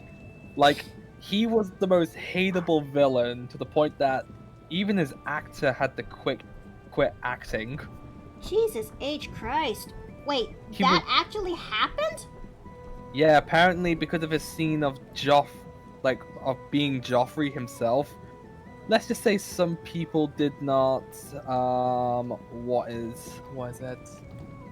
Because of him being playing his role so well, not many people appreciated, they could not, differentiate if he was actually like that in real life or not. Oh. Which is, they had to quit acting. Which is it's sucky. It's like when the whole Jake Lloyd thing happened, or when people were attacking the guy who was playing U.S. Agent in the Captain America TV series. It's like, separate the actor from the character. Exactly. I mean, a good example is you'll see a lot of actors who are really nice people, but play some of the most sadistic characters on TV. Like the actor that plays for Homelander. I wonder if that Homelander guy is actually doing well, considering that he has to play the most hardest roles that we know at this time period. He actually does really well for himself, and he is quite liked by people. Huh. I think that just kind of is the Alifer, because I always like seeing those videos where it's behind the scenes on horror movies, where you'll see the person in the mask being the horrible monster, and then you just immediately cut you okay, man? You alright? You need me to get shot? You okay? You need anything? Yeah, when they're off shot, they're just are you okay? Did I too much? Cause that was what the actor for for the Malfoy's dad was like. He played a very sadistic character, but off screen he is an absolute nice guy. Which is especially funny because you realize he was also the guy who did the voice for Dick Dastardly in the Scooby movie. Wait, he did Dick Dastardly? What? I Yep. never knew that. Now you know. Wait a minute, isn't that one, maybe I am mistaken, so please correct me. Isn't that the one time he actually disguises as one hot cop chick, but only to reveal the mask it's actually him? Yeah. Oh my god! I mean, if you want the extra salt in the wound, he was also Gortash in Baldur's Gate 3. What? Yes! Holy shit! Also, the ad time is now, so let me put this on there. There we go. Holy shit! I love him. But oh, Baldur's Gate 3, how I missed thee. Have you tried any of the mods yet? Look, the mod manager finally came out, which is nice. However, I am missing two. I wish that the two particular mods I have in mind will hurry up and get there because I want to play as Fergus for my Dirge run. Well, Redemption Dirge run. I don't know what that run is like, but I know that it can be done. Your redemption. Yes. Redemption. Like, okay, I only played a little bit of this Dirge run to see how well the mods actually tested. I'll come out cleanly right now. And, I actually made a Dirge run I actually tried doing this practice run to see how well the mods are tested, and I actually liked how Fergus looked in this, okay? Also, I'm just saying this right now. Baldur's Gate needs better beard mods for dwarves. We need more options for long beards. There really needs to be, because I did like a Duragar run and there was barely any odds for it. Like, oh man, I actually like Damn. this shot. You look good. He does look damn good. I had so much. You have no idea how hard it is to actually pull it off. This is the second best thing, so yeah, because there's no proper sideburns in Baldur's Gate 3. I checked. I looked. I am in pain. Don't worry, you're all... We need more body type options. Yes, like that. Actually, a friend of mine, we all know Zella, don't we? Yeah. She found some really good body type mods. Really? Yeah, I remember seeing one that was like a plus size mod for some of the female characters that looked fairly decent. The problem was it's not an officially licensed mod at the moment. Ugh. Yeah. The fact that the Baldur's Gate community, like the actual official company, recognizes all the mods is really touching. But It's like I'll put some pictures in the side chat for it. But the thing is, when they finally made this thing ever since patch 7, my mods that I had for my Fergus run, or planned Fergus run, is kind of borketed, and it hurts. Oh yeah, no, I forgot about that. What? When it comes to my Dirge run, is play as Fergus and try to make sure he stays in the right path. Yeah, I would love to get Baldur's Gate and do like a modded, joined game. Like we're all playing as different races and classes from D&D, but as in Baldur's Gate. That would have been amazing. Let's see. Let me see. Okay. This is starting to slowly come together. We'll soon start working onto the other details, which is regarding to the ruffles and the buttons on his vest. Because I'll give Crafty this. When he is not gooning, when he is not actually being an absolute wanker, he actually knows how to draw characters well. I know, no offense, Afton. Plus, if it wasn't for him, I wouldn't have started my own D&D campaign, which has still been running for the course of about 4 years now. Wow. Yes, I mean, Gurgle sorry. Oh, were you like saying the wanker part as like a no offense to me? Like, I have no offense for that, give or take. I like using that word, it's fun. Well, maybe it's because of maybe because Crafty is British, I kinda use British insults to him, you know? I'm not offended much by British insults. Like, they don't work on me. No? I mean, you can always just call him a smeghead. That's a bad one. I've never even heard of that one before. Wait, you never heard of smeg? I've never heard that being called by anyone whatsoever. I know no one in the UK who has ever said that. Go watch more Red Dwarf. Oh, Grunkle Dan, thank you! Thank you so very much! I love it!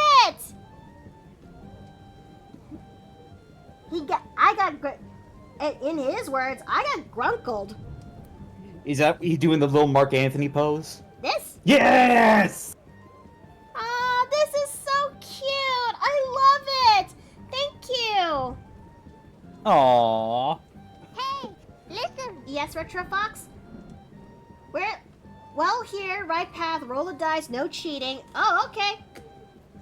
Alright, so, where's my box? This is going to be among the stuff I'm going to pack with me. My box of dice. Ain't no way I'm leaving without it. Yeah. Never, an experienced D&D player never goes out without their dice. Alright, so 1, 2, 3, 4. There's 4 of us. So 1 is Dave, 2 is Afton, 3 is Ontarioku, 4 is... Oh, thanks for those gifted subs! And the salt! Okay, I'm good. 4 But is did that... Uncle Dan win the Funkle Bunkle? 4 is when I turn into a plushie and I go into the jar. Okay? Sevi? Good. Oh. The stunned silence is very reassuring.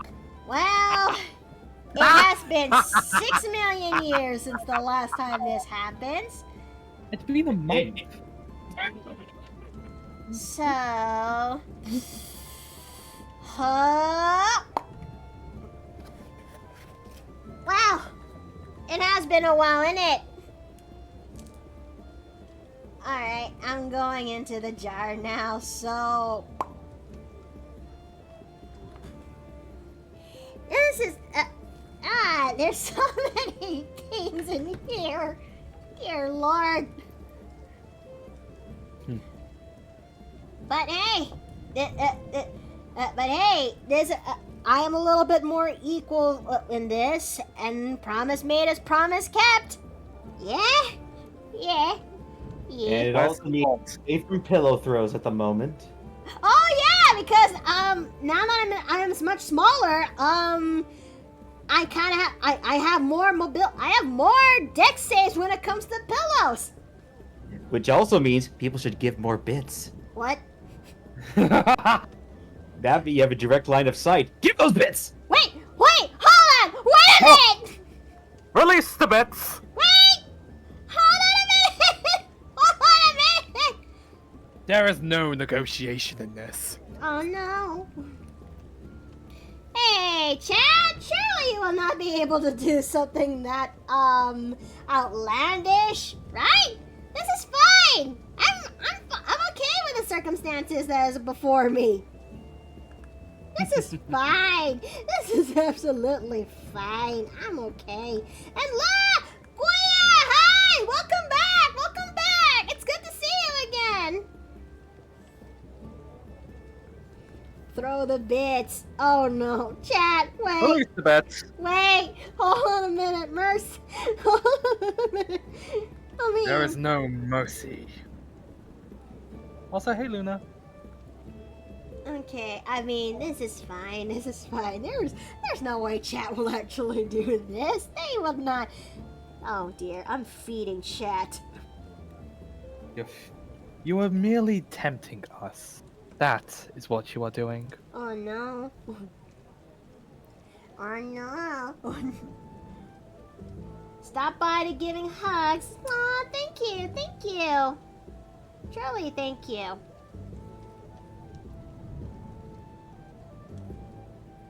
No, wait, even better. Oh no! Wait, what? Release the food. Hold on! No! Wait! No! Wait! Hold on! No! No, I am not. Yes! Yes! Please! Mercy! Oh no. Is this gonna be my life now? I mean, it has been for a few months. Oh In fact, no. almost a year, come to think about it. You know what? Kind of fair. Okay, so we're gonna work a little bit more onto his vest in here, and I just can't wait to actually work on his new armor. I have so many ideas I have in mind for his new armor, his new duds that actually how I kind of envision how he actually gets a little bit better. Oh no.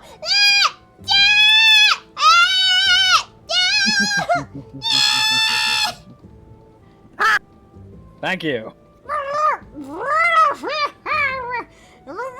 Oh, that? Does anyone speak buried alive? I'm okay. I got my head out. This is fine. Wait. This technically counts as me finally being bailed out from the jar. No, it does not. Huh? I mean, who knows, actually. What makes you say that? Given the fact salt also counts as bits, I should have been let out. 10 more bits, people. Wait! No! Have mercy! Fresh out of mercy. Mercy? There's no such thing as mercy. I gotta go now. Have good luck in Hawaii. Thank you so very much, Melanie. Thank you. Oh man, this is but I am now neck deep. This should be fine. This should be fine. I'm okay with the circumstances that's on me. Oh yeah, that reminds me. I may have left one of my familiars in there. What? Tell me, do you notice any feelings of liquid or slime? Any hinting sense of fire, or maybe something poking? Oh no. Wait!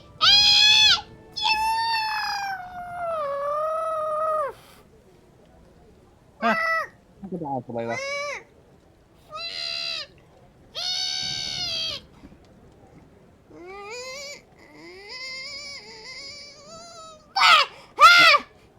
I think that's enough. Okay, I am free! I am cringe, but free! I think it's... Yeah, I Okay. think that's enough for you to get out the jar now. Yep, that should be fine. The jar is now filled. Get love, nerds. Aw, thank you, thank you. There we go. We just keep swimming up, pretty much. And up. Oh. Well.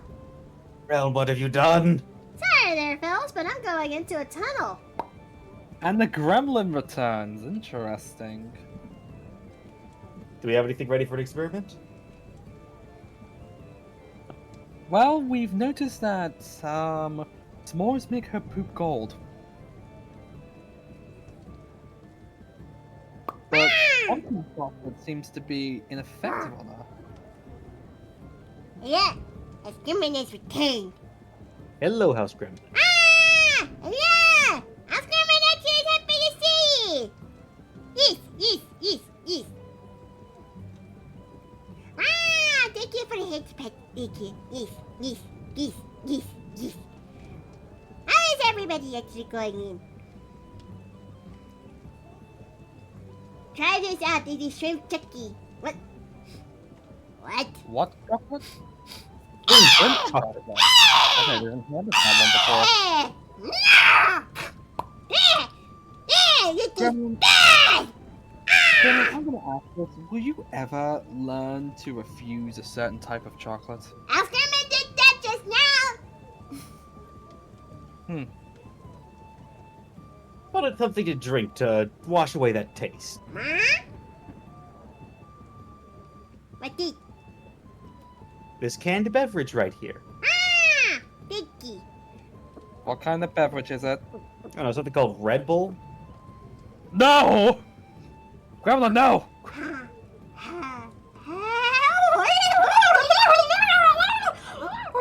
Why did you do this?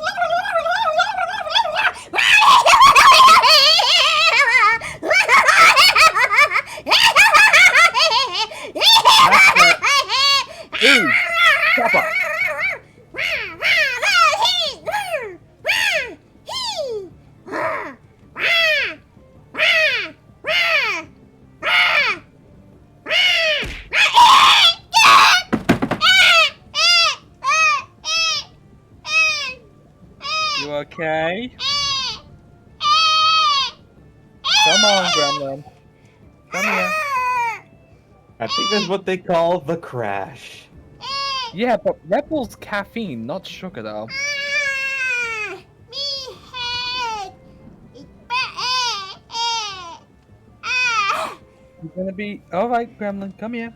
Let's get you back up then, shall we? Come on. Jimmy's gonna go back to home. Go do that then. What did you do? We did nothing. Someone here decided to give her Red Bull. I put It was peppers. experimentation. I put peppers in the bread. Wait, what kind of peppers? Ontario, eat the bread. You can eat the bread. Eat I'm the good. bread. I'm gluten intolerant, so this is not my problem. You're the one who caused this. You're eating the bread. Hey not guys, eating the what bread. did I? Wait, why is House Gremlin look exhausted on her way out? Blame the mummy lords for giving her Red Bull. Why?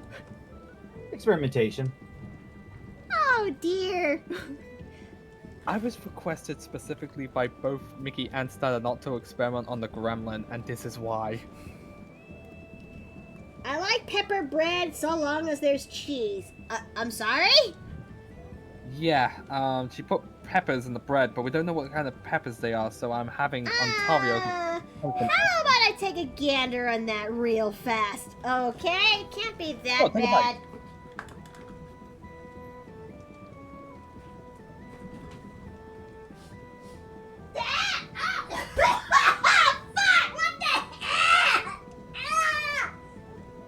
So, what kind of pepper is it? Wow, that is strong! Oh, those kind of peppers, isn't it? Oh God, my nose burns. How about we'll use this opportunity to use the time to take a break, 10-minute break, because I need to dispose of this bread. She used All right. the strongest of peppers in this. I see. How? Well, I'm going to get myself going now as well, too. Okay, I'll. And before I leave, I want to let you know this, Yes, that I hope you have a good trip out there in Hawaii. thank you. And remember, we are all here waiting upon your return. Thank you. Mm-hmm. You All have a right. good year. 10-minute break. See you all as soon in 10. See you, everybody. Bye.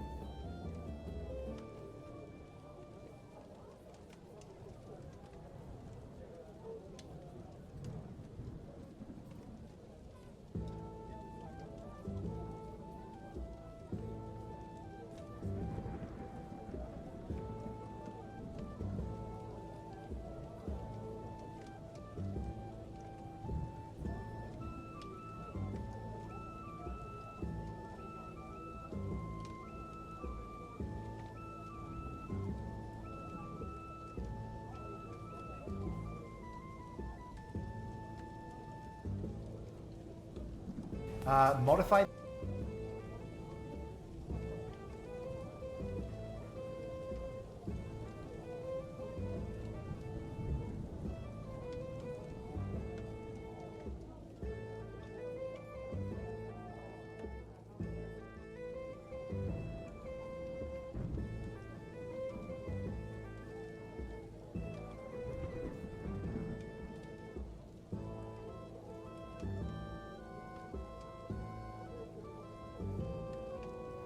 Alright, we are back! Thank you guys for waiting for me to come back. Welcome back. Oh, Savage? Hold on, what? As a DM who reread the article, I will point this out. If a player, even a guest player, feels a certain way about a throwaway character, you change it. I, as a DM, find nothing I make sacred, and can and will change based on what the players want. Villains can become heroes, Princess Adali. Basic NPCs become major side characters, Bismarck. Because of the story of the game exists for the players, not for me. Oh, Savage! Thank you, Savage. Thank you. I am actually grateful that I actually have people here who actually share the sentiment, if you will. But, yeah.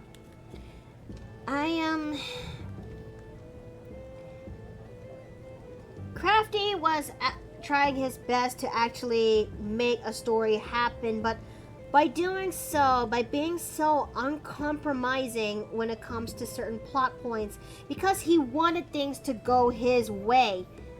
It doesn't matter if you actually have something about, if you feel something about that character, he wanted specific things to go his way.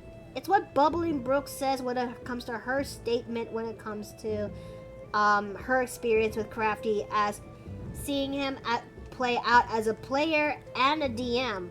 And reading this, it's kind of upsetting. Also a little bit more so when you have the knowledge that this guy tried to make something work, but when things don't go his way, he's a sour poo babby about it. I am sorry about what you went through, Mikoto. It's alright. I am just grateful that it's finally out there. Finally, where his luck finally ran out when he finally made serious consequences. What I'm still peeved about is that he has the audacity to throw away his work, you know? I mean, if it's one thing, it's if it's socials, but his videos, his work, a lot of people still, myself included.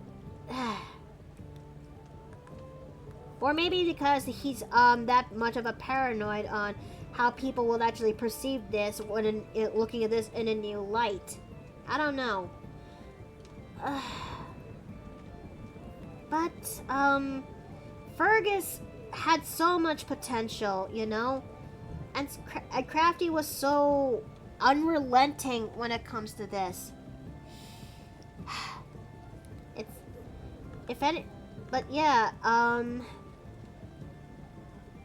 okay, I'm trying to nog my brain on what else I need to actually share when it comes to, Renegades. Oh, right, now, it is no secret that he uses a lot of inspiration when it comes to, the Champions Challenge. Aside from mainly Pokemon being the one that is, the main skin and root when it comes to the story, I've also, he also uses a lot of, material to actually make this thing work. One thing people overlook is that the player-DM relationship is built on trust. It's based on me as the DM giving you accurate information. So gaslighting or hoodwinking can damage that trust. Cue joke of paranoid adventures thinking every object is a mimic and every NPC is a doppelganger. Yeah, like, the plot twist when it comes to Fergus being the big bad evil guy in disguise, and as a result, is a poor twist. It's a really poor twist because he already made Fergus as this one unlikable character, and he was relentless on not giving him proper change. The Renegade Rangers eventually changed, but not him. So when you throw in the plot twist that he was actually Telect the whole time, it really rubbed some people off because it's a poor twist. And me, as a dabbling writer, if you will, it is really a poor twist. There is no two ways about it. This motherfucker, I swear. Alright. Let's see, let me try to make the heart pendant onto Nessa's neck proper there because it's part of her design. I also want to share in case this little cute thing that I've made, chat. There was a time I made something for myself that when Champions Challenge is still around, if you will, or getting to the tail end to its cancellation. I made this one cute little fan comic, if you will, that is basically for me, and I finally have decided it's about time I share this. It's around the time Crafty finally made this commission that you're seeing to the left. It showcases Nessa's interaction with Fergus when they actually finally meet in the ball, cause yeah, let me actually just put this into the side for now so I can actually showcase this to y'all. The premise when it comes to the ball arc in the Wizard City segment was to actually use this opportunity for the players to deepen their relationships with the Renegade Rangers and whatnot. And this is kind of mine. I'll finally be kind of clear cut with it, if you will. That Nessa finally gets to see Fergus in the ball, and this is kind of like the start of the realization that he's starting to catch feels, if you will. It took a while for me to get here, since I want to look good for this day. I didn't keep you waiting, did I? Man, if only I can actually hear the voice of Fergus in this one, I would. I think Sarge's a little busy, but if you'd like, I can try. Sure, go take a crack at it. Let me just blow up the page a little bit more so I can see it better. Okay, I am blowing this up more. Is this better? That's perfect. Let me just move my mic for a bit. No, you're fine. I'm glad you made it in time. Did your ear twitch again? No, it's just itchy. Like I said, I gave this guy a tick, if you will, that if he actually receives genuine compliments that he was not prepared for, or that he actually has starts having a catch of feels, if you will, his ear twitches and flicks. This motherfucker. I mean, and there's actually more to this that I had in mind for that said comic, if you will, which it's in thumbnails, but yes, there was supposed to be a little bit more that's supposed to come after that, where Nessa's like, no, it's fine. I didn't want to make you uncomfortable, but I am genuinely happy to actually find you here. And yes, like I said, Nessa and Fergus' story is supposed to be a story where two people who were hurt and left behind and actually were damaged, but they actually find trust on each other. They grow with each other. They grew to learn how to trust again with each other. I mean, I've laid this one establishment when it comes to Fergus that he's very averse with touch. Like, I remember this back when he, in the Renegade, back in Champions Challenge when they fought against Telect and the Greevolve, and they went back to check on everyone else. They realized Fergus was not there in the ball after they encountered him. And when they found him again, he was outside of the ball, but his hands were badly burnt. So they tried to heal him, if you will, the Passion I meant, but Fergus was averse, and he does not allow them to touch him. He just did the healing himself. Fergus is averse to touch, and I also want to add in this one little bit that he's also doesn't and he's very self-conscious to the point that he doesn't like undressing himself in front of others, if you will, cause I have this one plot point that I can guess you like Beauty and the Beast. Yes I do. Beauty and the Beast has been my favorite of the Disney movies out there, and it's not just that. I also envision Fergus and Nessa as that Nessa's the Fluttershy to his Discord. He is a controversial character. He has snark. But he also has style. He is sassy, but he is also has class. But he also has his own way of being chaotic in a sense. Like I said, the Fluttershy to his Discord, the one that helps ground him in a sense. And Crafty I had a feeling that he tries his best to play it out there in the front, but I know it does not sit well with him. Same girl. Based!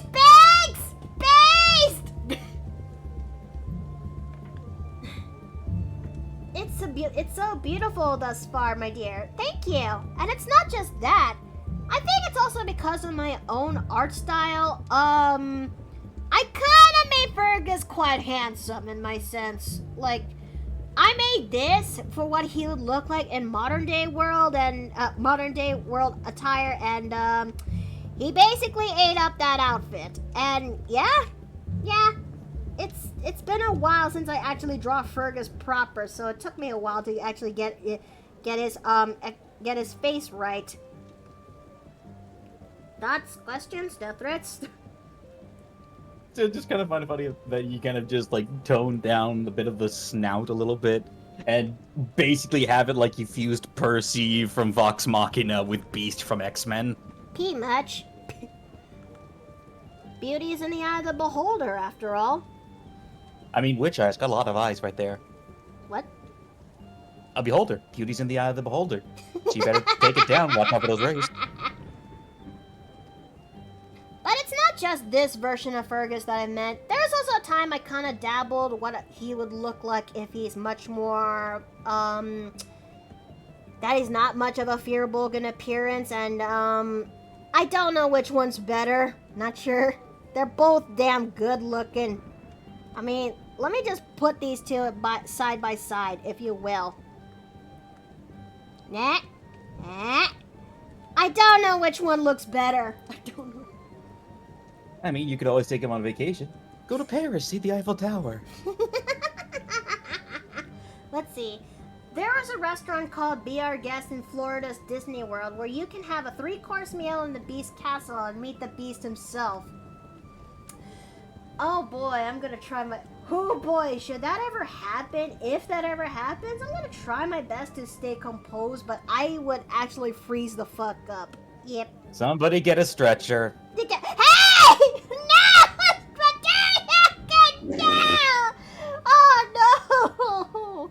Oh no! Oh no! Oh, what the fuck have I done? I mean, should I just play the gifs from like Bochi the Rock and just have that be any of Makoto's reactions? I don't think I actually saw that clip, to be honest. Fearbolgs can cast disguise self. I mean, yeah, they can. I'll put him in the TV chat. Better one or no, not that one.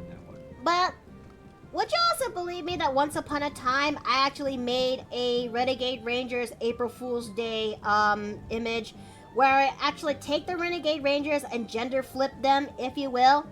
I mean, I think one of my favorites out there is designing Acel's, Femme Acel's design, and then Femme Fergus's design. This used to be the character you voiced, Ontarioku. I know it's all. Or Fem's. Do you think she has tsundere vibes? Possibly. And then there's Femme Fergus, which, Femgus. like, not gonna lie, I lost count how many times I left at my chair and tried to compose myself just so I can came back and actually draw this. And anyways, but yes. Well, that's one way to draw a breastplate. Yeah, and Steve himself, when he saw the blueprint of this sketch, he actually said in his words, of course she's fucking stacked. So that is the definition of nunfuckery.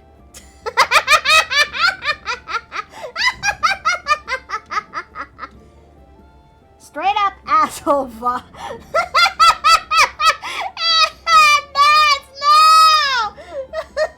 That is a soul. Oh, but yes. I mean, Femme Fergus' design is just something else. It really just tickles the bi-panic in the heart. So should it be Femgus or Furbus?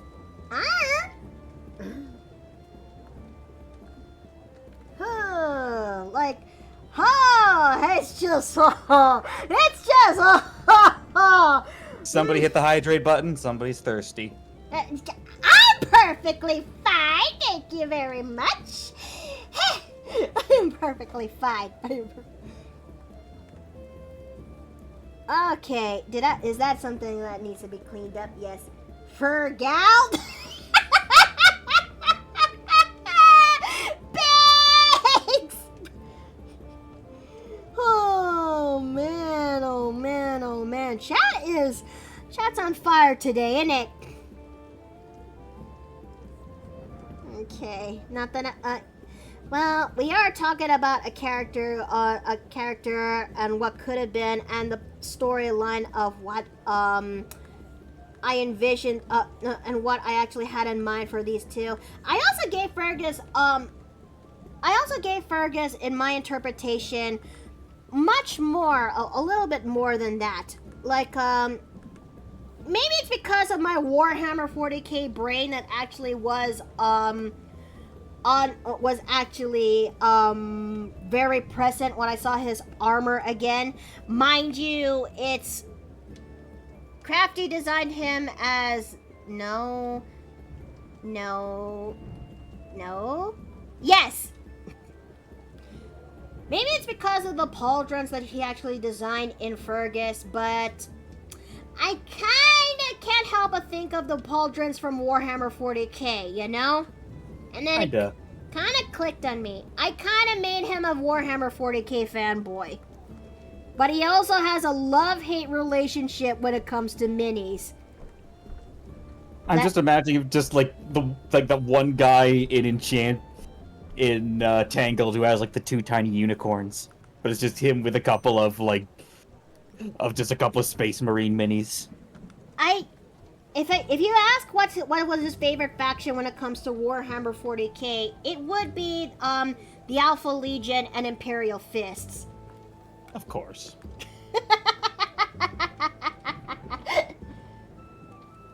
I also have this one line in mind for him when it comes to how he actually takes an interest in the box, only to flip over and it turn into a scowl upon looking at the price tag. Because again, I know that there's some people out there in the Warhammer 40k fan base that has a love-hate relationship with minis. I'm putting my money on the table, you know? You can always try some of the other toys. I know that there's a company that's doing some 1/18 scale figures. Really? Yeah. Huh. I didn't know that. But do they also do Alpha Legion minis? Do they also do Alpha Legion content? That's the better question. They do a ton of stuff. They've actually recently done a whole bunch of stuff. I know they did one that was some Thousand Suns stuff. They had some salamanders. Let me take a look. I know it's Joy Toy, I believe.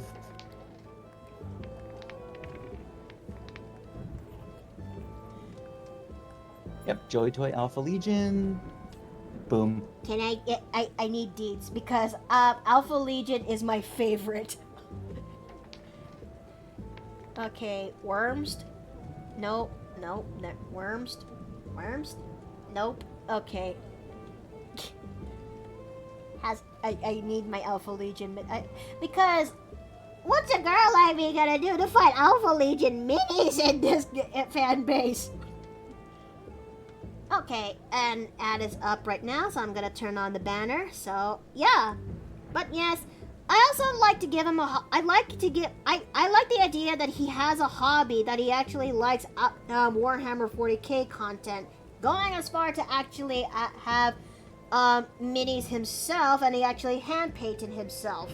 Don't ask how he makes it work as a fearable. He does. He basically does.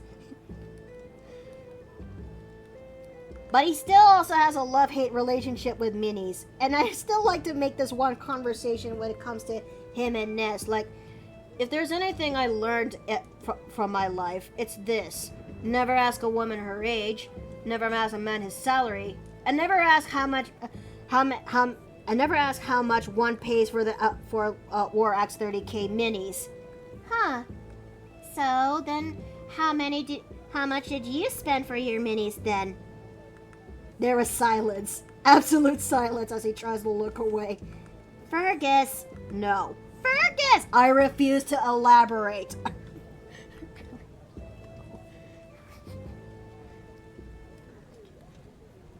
Like, it's stupid stuff, but it's cute stuff, you know?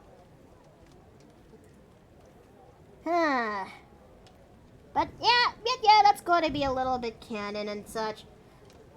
No alpha, because Thousand Suns Joy Toy was to help promote the Space Marine too. Every time Alpha Legion is not out there in the front, Amiki cries on the inside. There's Sons of Horus, Thousand Suns. I know someone did a custom. Plot twist: Fergus has ungodly amount of coupons on hand, but if he says anything, his fellow 40k fans will abuse them because all the figures will sell out. Pretty much. Don't worry, Fergus. I did not see you playing with your dolls again, sir. For the last time, they sold their miniatures for the... What class is Fergus? Fergus is a cleric, a trickery domain cleric, meaning he's got double the use for disguise self, double the use of invisibility. So he has the same class stuff. He has the same class as Short. Yep.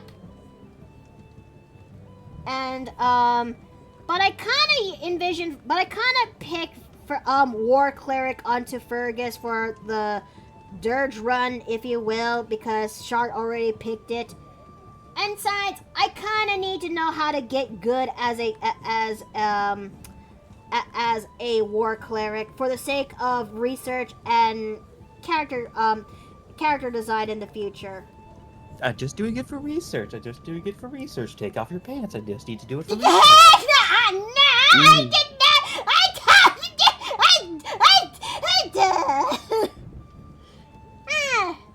No, I did not actually turn on the specific things in Baldur's Gate 3 so I could echo. I'm gonna move on! You can't make me actually just... Oh, no. Chat is feeding a lot from all this. And I got no one to blame but myself. You know You're just giving them fodder for the fire.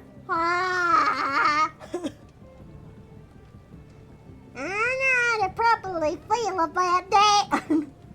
Okay, let's take a good gander on this, and we'll use this as reference because it has been a while. It's not just Fergus I saved. Again, I'll say this out there to the class. I also saved the rest of the Renegade Rangers when he went down to take down just about everything, except for his werewolf form of Aesil's werewolf form. So, but hey, that's what TV Tropes is for. It's managed to save that. No!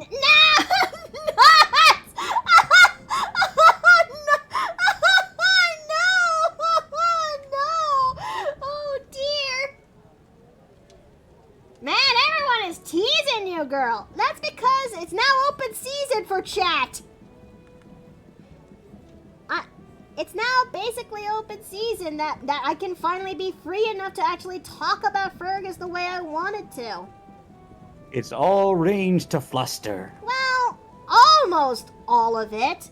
Because when it comes to the fanfic idea that I had in mind for when it comes to Champions Challenge Renegades, the fanfic idea that takes place in the Renegade Rangers, mind you, there are some things I did intentionally left out because most of that stuff is tied to Nessa, and most of that stuff is only the eyes that only a DM can actually see. Does that make more sense? Because wherever Nessa goes, this particular plot point of Nessa follows. It's no there's no if, whats, or buts. I just turning raw plastic into and paint into minis. I think if anything, it might also work when it comes to his World of Darkness version of himself. Okay, so that looks pretty good. It's open season to be crass and weird. The best way to live. Yep, and I just realized the banner is finally out. I need to keep an eye on that stuff, for sure.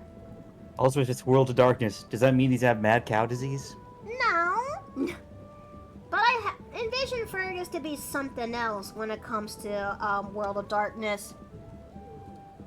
Okay, ID 2, and now we're going to implement the other knick-knackery details in this. Clothing. I need buttons. I need them buttons because I ain't gonna draw circles for this. Ain't nobody got time for that. I'm cheating. Okay, so I don't feel right to tease you, my dear. Thank you. Also, Miki, I have read the Nessa stuff. It's good stuff. Oh, you actually did, huh? But so that also means you also, does this also include finding, the link that's attached to it? Maybe. Ooh. I mean, I would also showcase to you the notes about Nessa too, Ontarioku, given that you're a DM yourself. 'Cause Nessa is kind of complicated in her backstory. If I ran Fergus, he would have triple, quadruple agent without being entirely clear whether he's on the good side or not, hiding his true allegiance from all except one that gets close to him. Wait, really? Savage? You'd actually do that?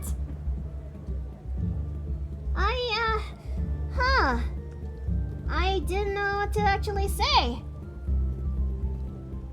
I'm not kind of used to this, though. Okay, now, let me just, oh fuck, I forgot. His vest has also a gold trim right over there. I also like the idea that when it comes to these two, they have colors that actually complement each other. Blue and yellow do go well together. Yeah. Although I personally prefer purple and yellow, but that's just me. Yeah, purple and yellow and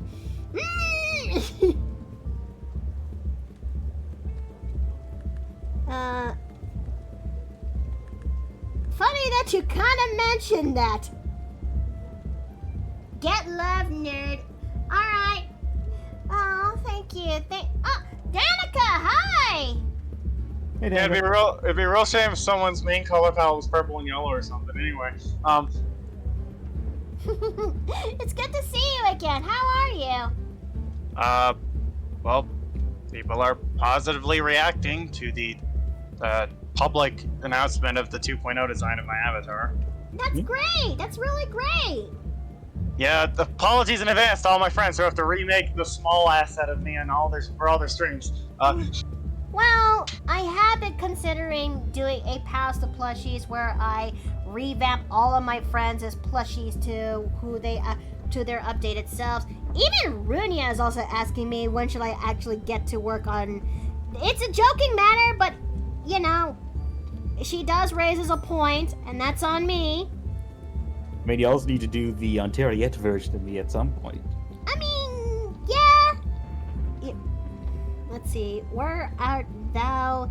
Is thine ruffles for thine dress that I picked for this? Wait, hold on a handbasket minute. What? Hold on a handbasket minute. I need to bring out the comic again so I can actually see what I use for the ruffles for that. Ah, okay. I want to watch Beauty and the Beast again. Aw, thank you. But you know, speaking of Beauty and the Beast, there was a point that I'm considering when it comes to Champions Challenge Renegades, the fanfic I'm writing, that eventually later down into the story, Fergus eventually would regain his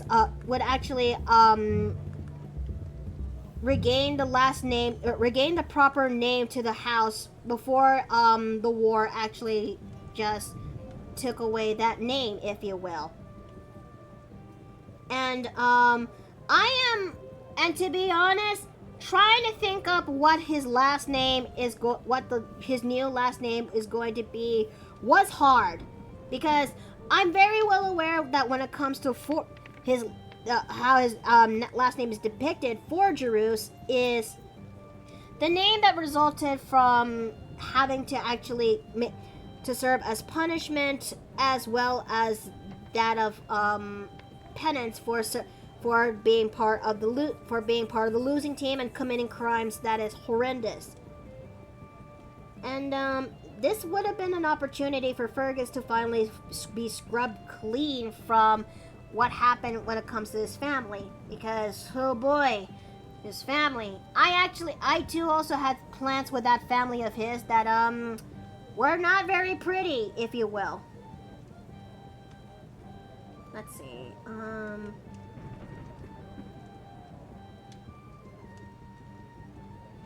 Let's see.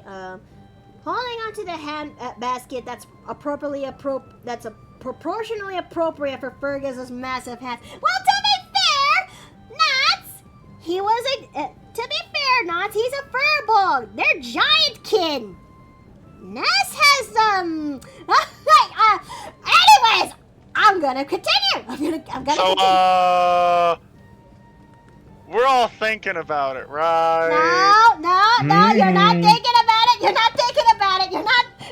No, get your thoughts out of the head. No. You know what they say about men with big hands and big feet? So how does it fit? Very snugly. Oh no! The joke has come full circle again.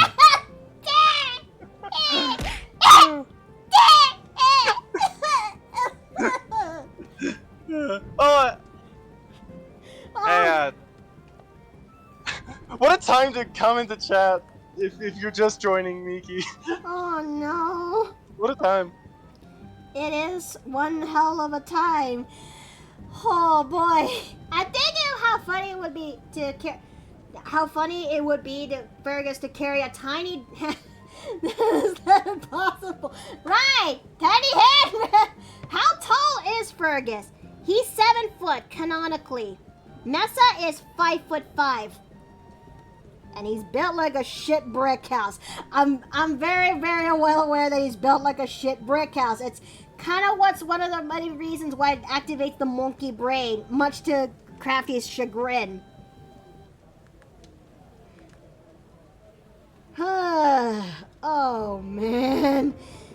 get any worse.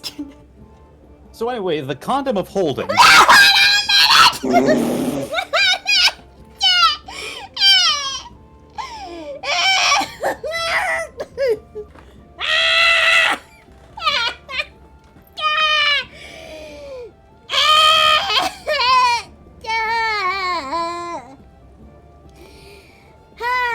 God. I love you guys. What the? What the? Well, stream's over. Nah, okay. I'm okay. I'm okay. I'm fine. I am fine. I am golden. Everything is just hunky dory dandy. I am perfectly fine. I don't know what you're talking about. I am alive. That is not enough to kill me. Okay. Okay. Alright, I need to get back to this. Okay. Woo! Woo! Okay. Okay. Yes. No, it's not you too! Oh no! Oh no! Oh no! I have a character named Tatiana who is 7 feet. Her dad is like 8 feet. Oh, that's nice. Well, it turns out Fergus is not actually the tallest of the party. That honor goes to Tiny Marshalots, who is 8 feet tall. And mind you, it makes more sense considering that she's a Loxodon, mind you. Okay, where art thou? Did I put the character lineup of the Renegade Rangers? There you are. You know what? Might as well just save this because they're basically mine, you know? They're basically mine. Okay, but Fergus is always going to be the one that goes to the pocket of my heart sleeve. And, yep, here we go. This is the lineup of the okay, sure. Oh, sure. Say that you can't. Okay, that's weird. Okay, copy image. Please let this go through. There we go. This is the lineup of the Renegade Rangers for the ball arc, mind you. According to Crafty himself, Acel's like 5'9". No, Acel's like 6 foot. You know what? Let me just grab my notes real fast before I stumble into my words like like I am doing right now as we speak. Here we go. Tiny is 8 foot tall. Fergus is 7 foot tall. Dexter is 6 foot. Acel is 5'9", and Unda is 5 foot. I actually envisioned Acel to be a little bit more taller.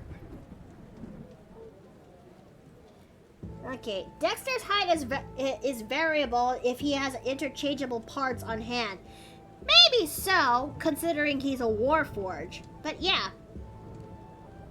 My new Candle Warforged girl is 7 foot even. Big glass. Oh yeah! I remember her. I actually like her design. Get the Magbig stilts for shits and get stilt legs for shits and get.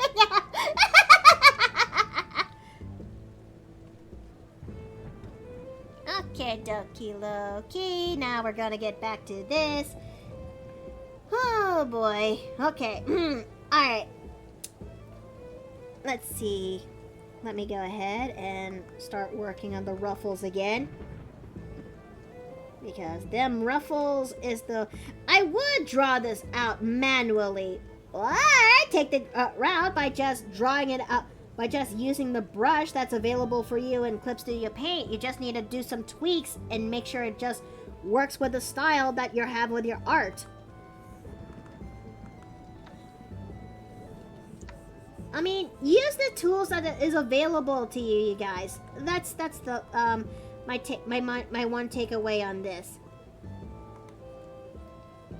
And knowing this might be this might require me to do lots of layering, lots of tweaking and all that junk, but I'm sure we can actually make this thing work. Positive. Maybe. I made Nessa said that kind of line once upon a time, and for a specific comic that I will not actually say aloud for a good reason. I know the one. Ah, Yeah. my third mortal. No. Shut, silence. I mean, it answers my question from earlier. The guy said, hey, no. Oh no, what have I done? I fed chat, oh no. Chat, don't, okay. Oh no, Bags, not you too, Bags! It's so big.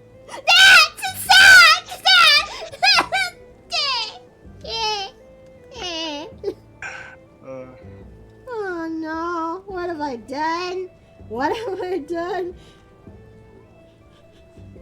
Oh, because that is funny? Yeah, you know what, that is kind of fair.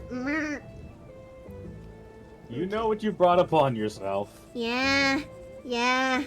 I am gonna take all of these fair share of L's, and I'm gonna roll with it because, yeah, that's entirely on me. Hey, Knuckle. I mean, you're gonna feel sore in the morning, and like Ariana Grande said, you're gonna be walking side to side. You know what I draw, Mickey. Yeah. All of the internet knows you are horny on main. Yeah, yeah. And it doesn't help that I am a bashful person. And sometimes I am proud with what I'm cooking. Other times, this is not one of them. There is no you get flustered. There is no genre of lewd artists quite like the ones who get flustered by the concept of their own horny creations. I mean, Because it's funny. Get flustered, nerd.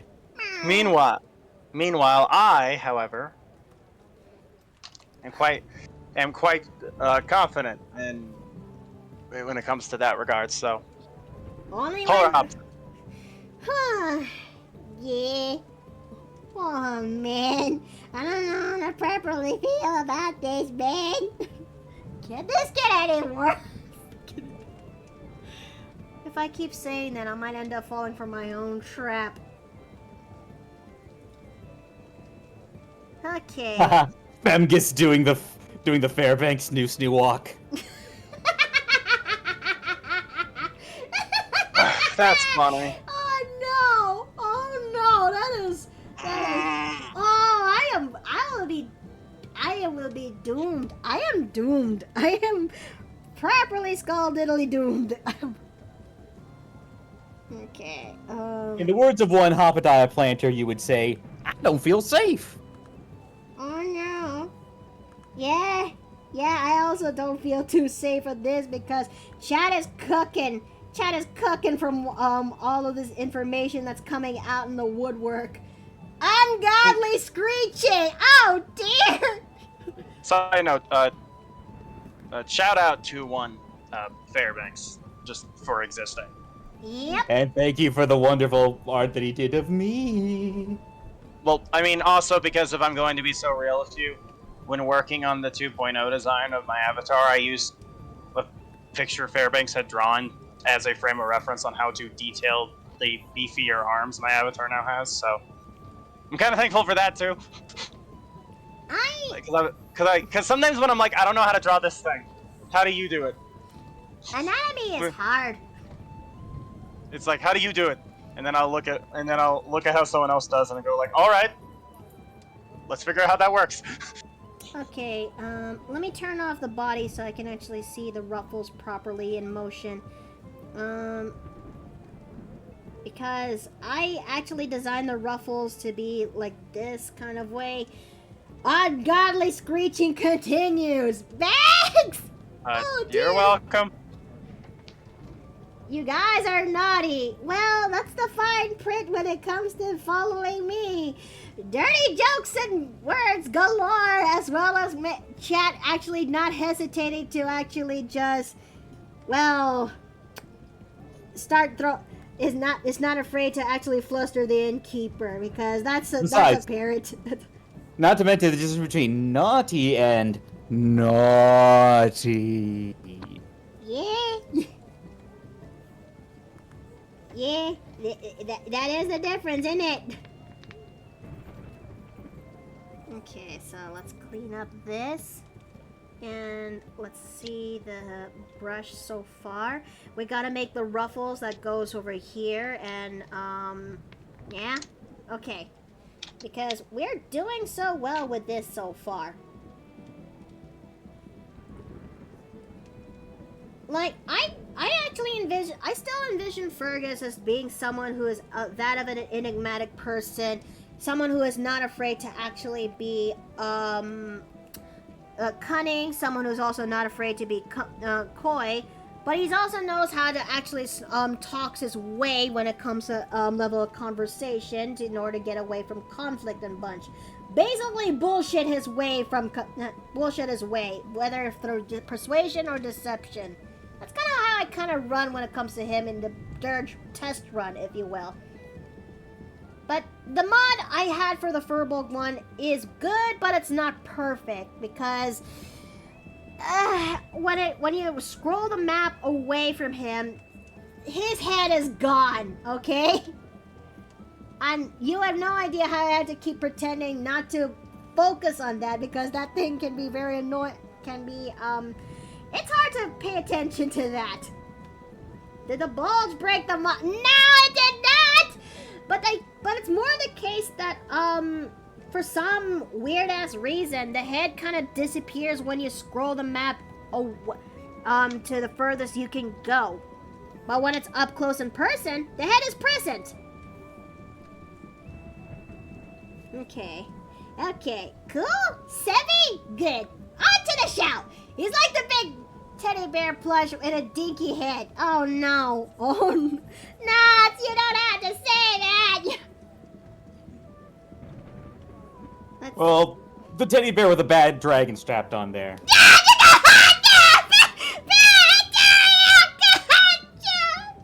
I don't need to pet Teriyoko, please have mercy. Teriyoko, please. Okay. Oh dear, gravity. Oh man. Oh man. Oh come on! I was going something that was innocent for once. Oh, then I guess it flew over my head. And that's on me. That is definitely on me. Ay nako. Ay let's sit. You know it's bad when I start you know it's bad when I start using my mother's tongue when it comes to situations like this. Okay, now let me go ahead and fix up the ruffles in this because it looks like it needs a fix. Asanang, okay, there you are. Alright. The mermaid curse cannot be quelled. This is a nice way to send you off with fun memories. You know what? When you put it that way, yeah, I guess that's not a bad way to putting it.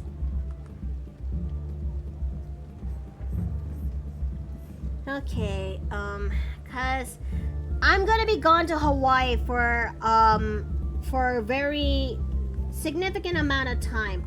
Like, I am going to be there, I'm not basically there to relax. I have important things that needs to be done. That's going to be helpful when it comes to when I come back from, when I come back. I really am hoping that, that things actually turn up for once. Because these past couple of months it's hard. It really has been hard. Sloth why? I had a feeling it was Filipino. The mummy goes into the jar. You know... RNG says, hi! You're about to see a teriyoko being placed in a jar. Any last words? Burbulge. Shut! I'm throwing you! Ha! Give him a It's moment. okay. I'll hop out the whip. There he goes. He's falling. He's falling. He's going down, and he's now in the jar. And he is now safe and packed away. The baraki goes in the box. No. Isn't it Fairbolg? Yep, it's Fairbolg. It is Fairbolg, oh Jesus. Yep. It is. There is no two ways or what's about it. Yep. Okay. Anyways, I'm gonna continue on this. I'm gonna continue on this. There is absolutely no way I'm gonna get anything about this is gonna go worse than it gets better. Yep. It's gonna be. Don't you need a little time to recover and then rally back in?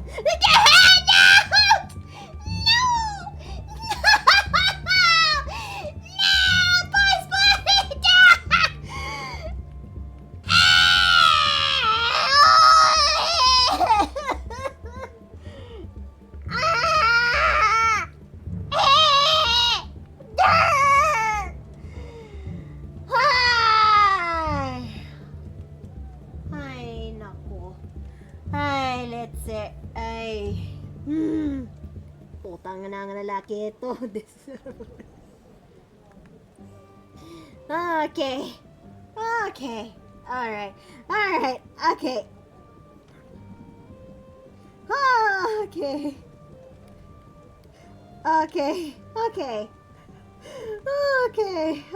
I'm fine. I'm good. I'm fine. Everything is fine. Everything is just fine. Everything is hunky-dory dandy. Nothing is absolutely wrong in all this. These aren't groans, and it's groans. It's a groans of shit! No! Oh. It really is open season really came in early. Okay, that would definitely do with Nessa's ruffles. Oh boy, I forgot how pain in the ass this actually is. Oh, hold on, we missed a spot. Oh, thanks for the hydrate. Thank you. I think I definitely needed that before I need to. Especially how thirsty on main you're being. You made me spit out my drink! There you go.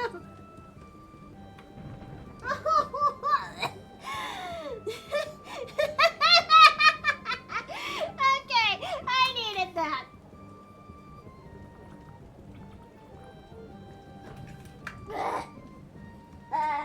Okay.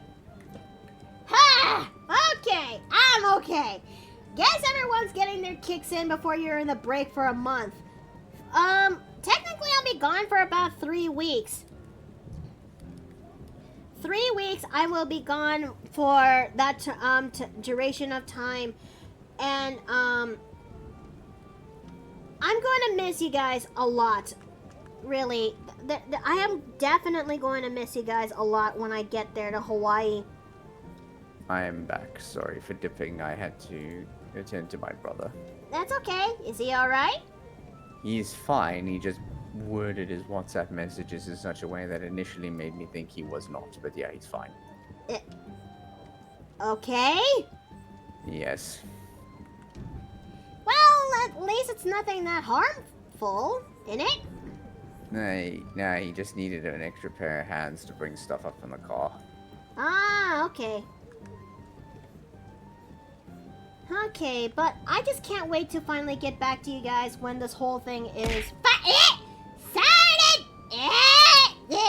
And speaking of kids, it may not be hardy, but here's something I haven't done yet in a while.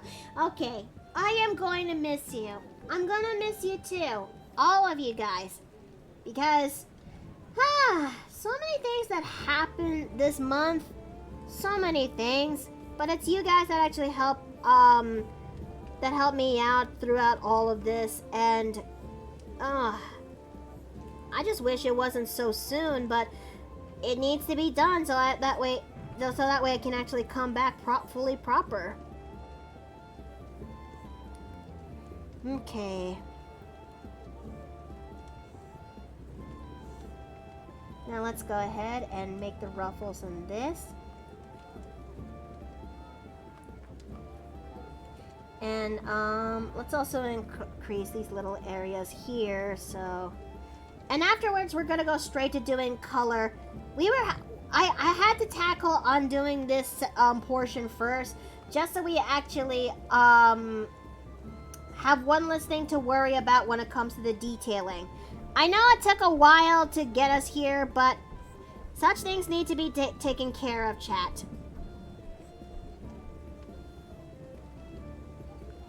It involves I am also hoping to get some good things before the end of the month. I'm going through a major family life adjustment. It involves my dad.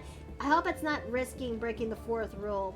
Well, it's kind of skirting on it a little bit, but I hope that your dad actually recovered. I hope your dad is okay.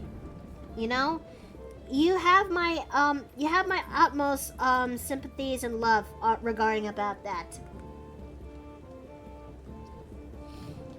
Okay, that should definitely do. I think. Sort of. Maybe. I hope. This dress, man. Mickey, I know you like this dress, but holy shit, it was a pain in the ass to actually get here.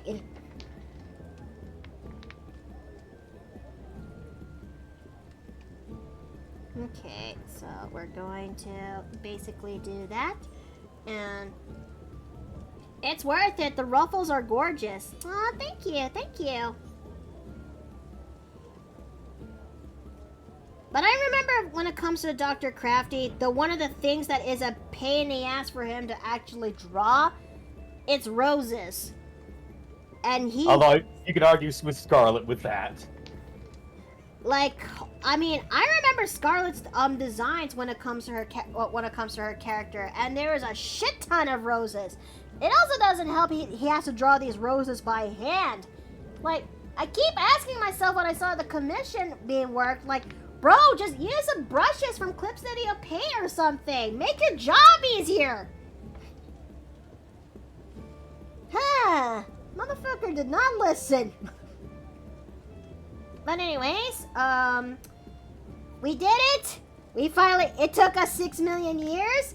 When we finally got to the inks. Oh boy. You're off by a pixel. Are there flower brushes on that program? Oh, you'd be surprised, Moy. There's this lovely thing called the Clip Studio Asset Library that you can go there and access to. You can actually find a lot of stuff in there that could actually help you out with your work. The caveat is that you have to make sure that they're brushes that are closely tied to your art style, so that way they actually mesh properly when it comes to your work. Otherwise, you might make them look a little bit off. I'm still struggling to make that thing work for me in my favor, but hey, I mean, it makes my job so much easier. Think smarter, not harder, you know?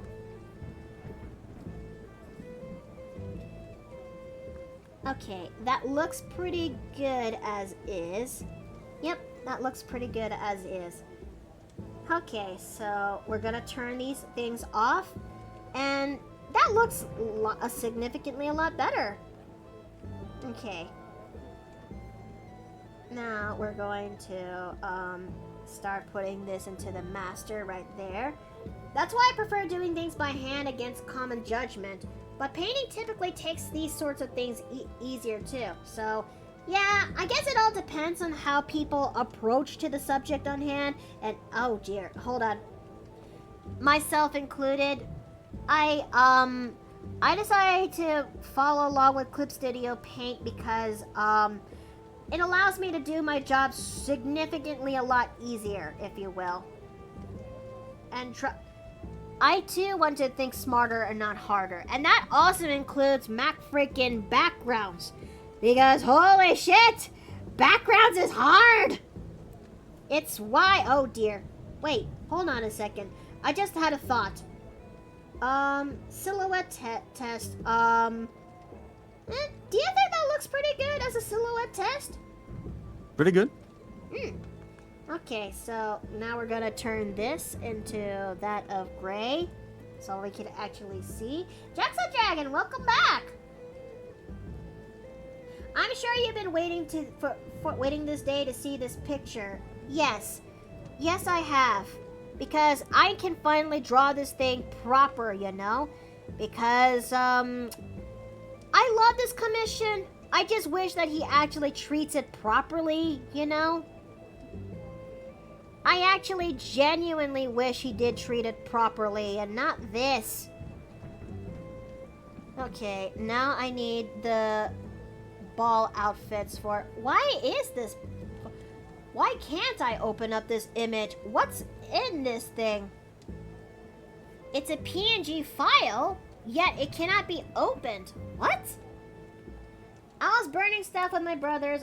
It was old furniture that we broke apart. Ah, okay. Okay, let me go grab the color palette of Renegade Rangers real fast for the ball arc. I am so grateful I grabbed this thing and not the rendered images, because Crafty did a lot of the rendering when it comes to this. It's just that, I'm not a huge fan of it. Let's see. And Ness, this color is right up there. And we're basically going to have to color in the bodies and all that. So we're gonna go to do this. And this also includes this here. And I just realized I missed a spot in this lovely image. I still love the elephant. Oh, Tiny. Yes, Tiny is a fan favorite when it comes to the Renegade Rangers, if you will. In fact, thinking about it, I don't even know who's the I know Fergus is the least favorite, but who's the fan favorite when it comes to the Renegade Rangers themselves? I believe it's Asol. Asol? I mean, he is a kind of a he is kind of a brash person, but he's also the leader, so he probably gets the most screen time. Yep. You know what? That makes a little bit more sense. Okay, grabbing this, grabbing that, grabbing this, grabbing that.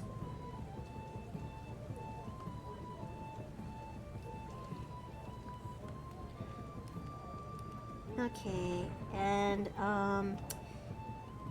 now we're gonna try our best to make this thing right. Even though my experience from it is still really bad, it did not change my love for Fearbolgs whatsoever. In fact, it just kind of strengthens it a lot more. It takes a lot of endurance, but after a while, you know you can take it.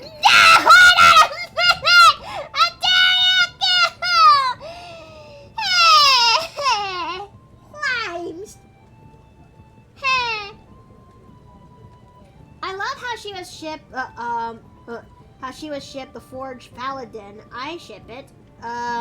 Forged Paladin? Oh yeah, Ozras. Yep. Well, technically, Ozra is not a paladin. She's a cleric. More specifically, she was a Forged Domain cleric, which she eventually took in a multi-class into to that of Artificer. I never knew what kind of subclass of Artificer in the end, because you had to be a level 3 into that subclass in order to gain it. Let's see. I actually like Fergus. The twist wasn't foreshadowed well. Telek's long-standing influence on the country's history didn't need to infringe on Fergus. Exactly. Like, looking back on this now in a writer's perspective, this is a terrible twist. I am a dabbling artist who's tried her best to make her stories work, but even that is a terrible twist. How is it nobody actually voiced these words out loud to him?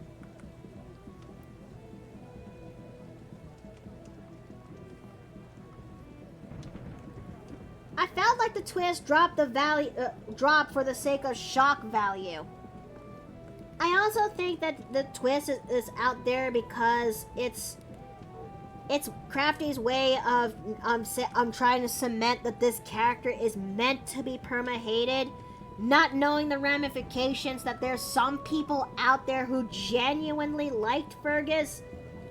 Also added into the fact that let's also add to the fact that it does not make a lot more sense. It is very mean-spirited in retrospect. It truly does. I'm actually glad that there's some people out there who are waking up and realizing, hold the fuck up. That's dumb. And Crafty aspires to actually create stories for the world out there, and it's really poorly written. And I'm... Let's see, Nessa's there, right there. It also doesn't help. I also have a thing when it comes to the priest appearance, and I blame my time watching the Thornbirds a lot when I was growing up. I'll finally be out there and say it. I'll be clean enough to actually say that. Ha! Okay. I thought you'd watch way too much Hellsing. Hellsing is also part of it, but the Thornbirds really did sell in the sexy priest idea. Yes, I'll finally come out and actually say that out loud, okay? Okay? Ah, so it wasn't Father Ted. No. No. I don't even know who this Father Ted is! I don't even... Remember to yourself, show you Father Ted.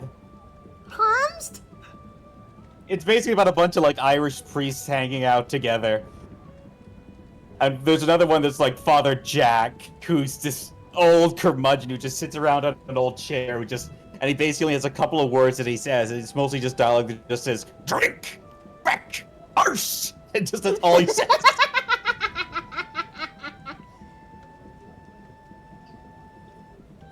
Let's see. Me thinks he surrounds himself with yes men who didn't or couldn't disagree with his writing decisions. You know, you're not far off from the truth. I had a feeling that might have been the case, or they didn't realize it in time. It was also that he wanted to surround himself with people who would make him look better. Yeah, and give him more, true. like, give him more promotion stuff. Yeah, my video okay, Golem just kind of paused for a little bit. Where is it? Ah! Golem, replay that to beginning. There we go. I put him in the TV chat. Look at that handsome fella.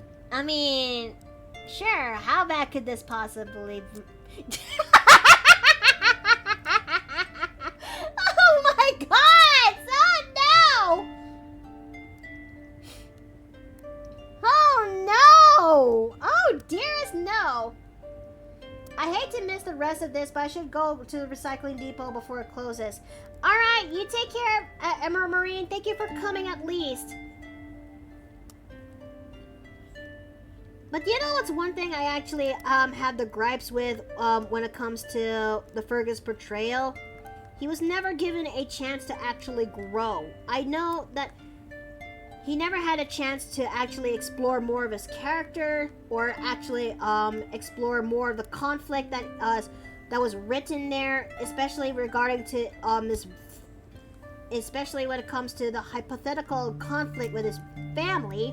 There are so many things in that fanfic. There are so many things in that story that Crafty just fumbles badly, which is why I'm gonna try my best to actually explain where I could on my fanfic rendition when it comes to that.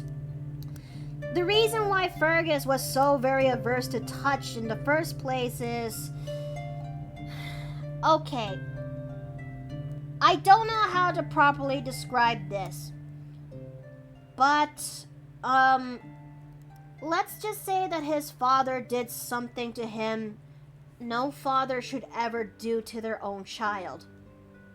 And as a result, he became very averse to touch. He doesn't like to get people close to him. And it also doesn't cement well that he doesn't actually have positive figures except for one growing up.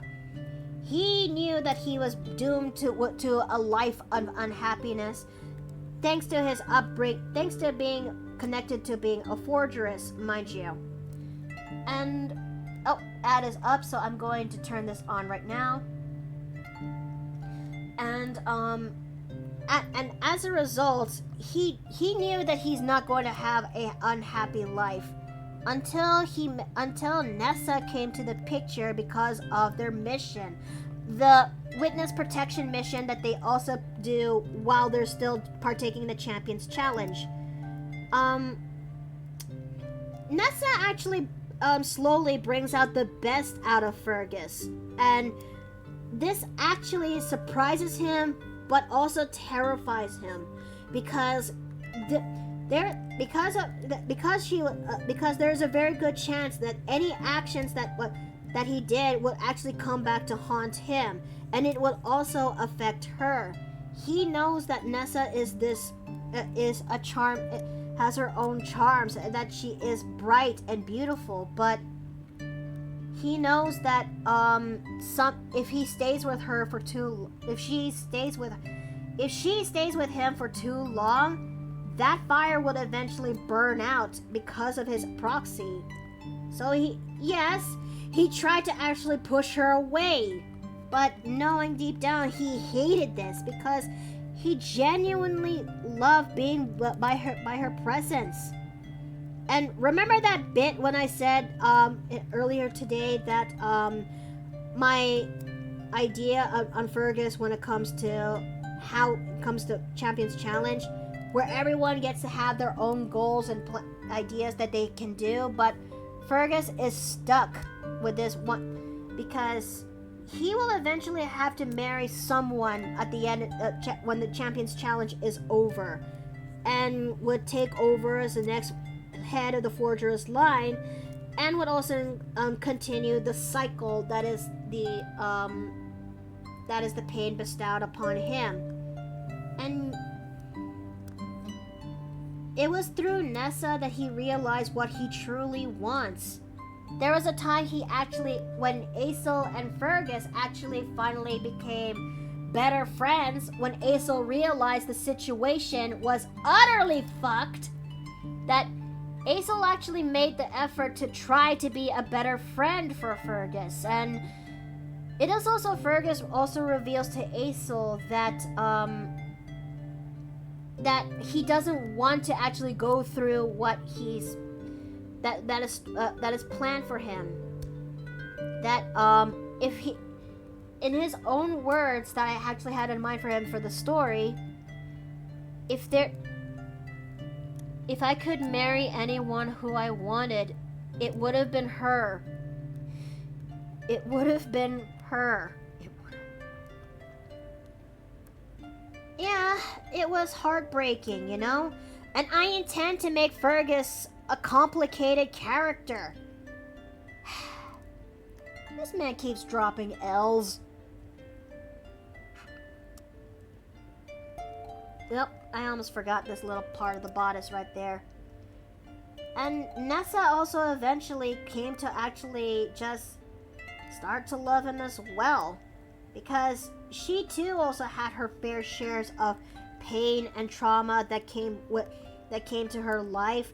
Some I cannot really disclose proper, but some I cannot disclose proper but the one thing I could disclose is that she had loved someone very much once, and she actually wanted to actually be the one that the woman that she loved was her Prince Charming in a sense. But unfortunately, she was not her prince. She did not choose her. Instead, when the person she loved eventually just disappeared, she actually waited for that person to come back, only to learn that a few days later, when the news breaks out that that person that she loved is engaged to someone else. I'm sure that those who actually read the Google document knew exactly who I'm talking about. And for those, well, this character was Titania, you know? One of the royal queens, and yes, what happened to Nessa in Rosegalia is carried out into there, because I still do not like how Crafty basically just gave me something that I actually genuinely wanted for once, and ruins it. And he still has the audacity to actually ask that, for situations with her and Titania, knowing that Titania is romantically involved with his wife's character that is still fresh on the mind. That's utterly fucked. Completely, utterly fucked. But yes, Nessa did genuinely love Titania in the past, but after spending times with the Renegade Rangers, she realized that she doesn't want to. She didn't realize she didn't really love Titania the way she used to back then. Like, yeah. The writers barely disguise fetish, but without the comedic bent. Pretty much, it's no secret that Crafty is heavily into lesbians. I just wish that he is a lot more, you know, considerate. Another thrilling fuck up from the quack. Yep. Did I actually got Nessa's lips just about right? Yep. Yep.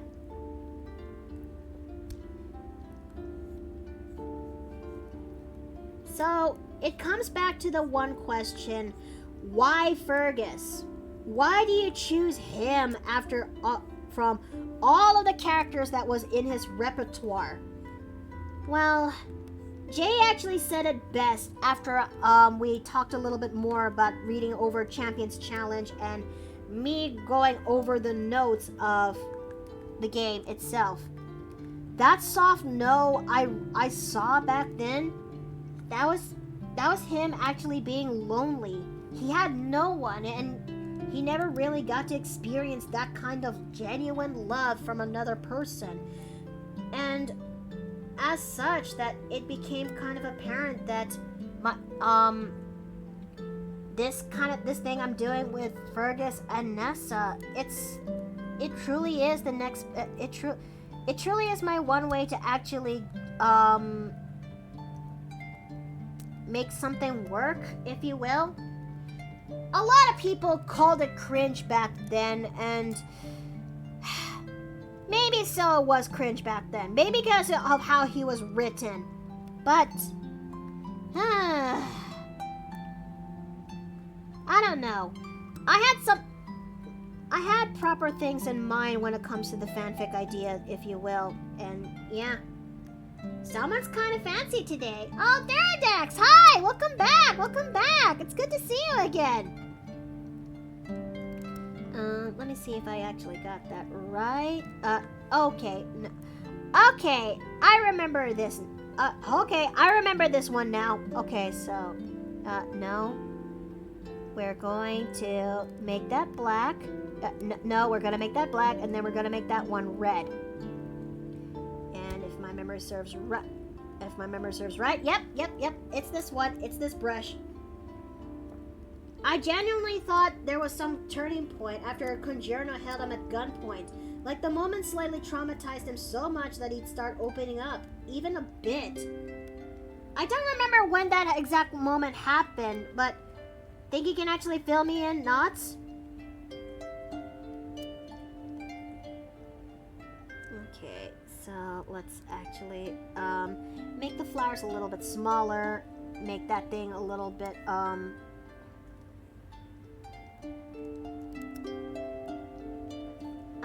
Let me see if I can actually work on this. There we go.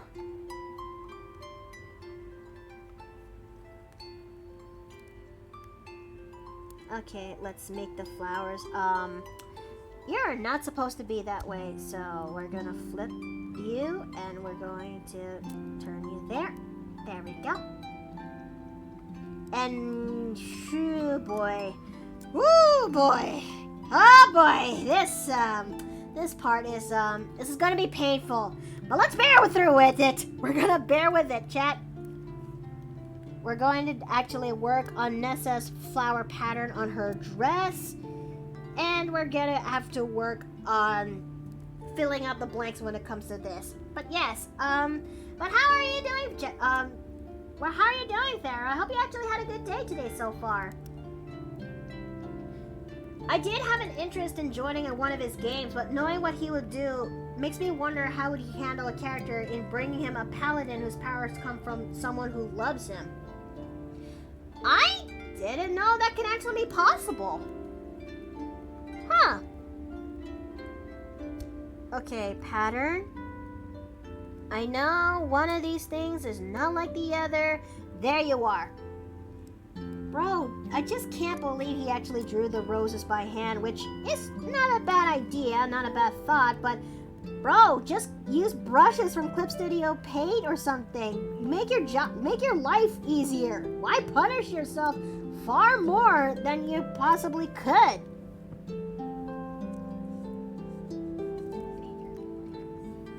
Okay, let's go ahead and clean those up. Paladins don't need a god, just set a set of ideals. Pretty much. Like, like a paladin can still work if you actually give them the proper ideals and code to their person, to their honor, in a sense. Okay, so let me go ahead and fix that up. Reminds me of my far-fetched cleric idea. Yeah? I want to prototype an idea for a cleric character who is like, I don't, like they originally were devoted to, I think it was a cult god, who they then became disavowed with effectively, because they no longer believe the god exists, but they still had their clerical powers, so the whole game, the cleric goes around trying to figure out which god he's supposed to be worshipping to, and eventually starts getting to the paranoid point where he starts asking if he's actually just a god, which is the reason he has these powers. So basically that one segment from Ghostbusters. Are you a god? No. Then die. Although the funniest part is, they actually brought this up in the comics. Even if he said yes, she'd just go, lies. Bro, really? That happened? Yep. Oh. It still wouldn't work either way. Jeez. Okay. Alright, now time for the eye highlight. I still think when it comes to Fergus, he's one of the few people in my rule of character thumb that rule of character art that he's one of the few people that still doesn't have the eye highlight on him, but still makes it work. Okay, Mickey, there's a cat on my desk. He's being cute. Is it Max? Where's the other one? Can you give him plenty of hugs for me, please? Should I take a picture of the cat that is sitting beside me? Yes. Come on, Tallulah, take a nice picture for the internet. I demand cat tax. You're not send. It's a free drink. It's a free drink in the Paper Plane Inn if you provide cat tax. All right. But you only get the one. That's the one caveat. There you go. I put it in the TV chat. All right, let me take a good gander. Oh, that is so cute.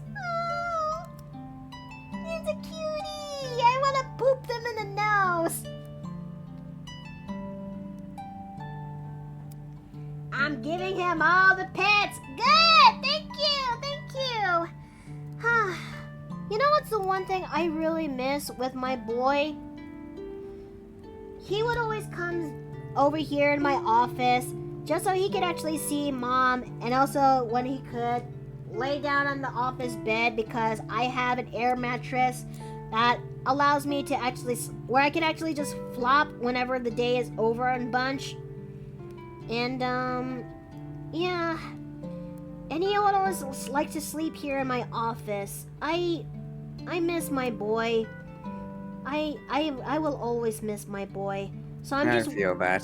So I'm just waiting for his urn to finally show up, so that way I can actually have a proper place for him to be here in my office.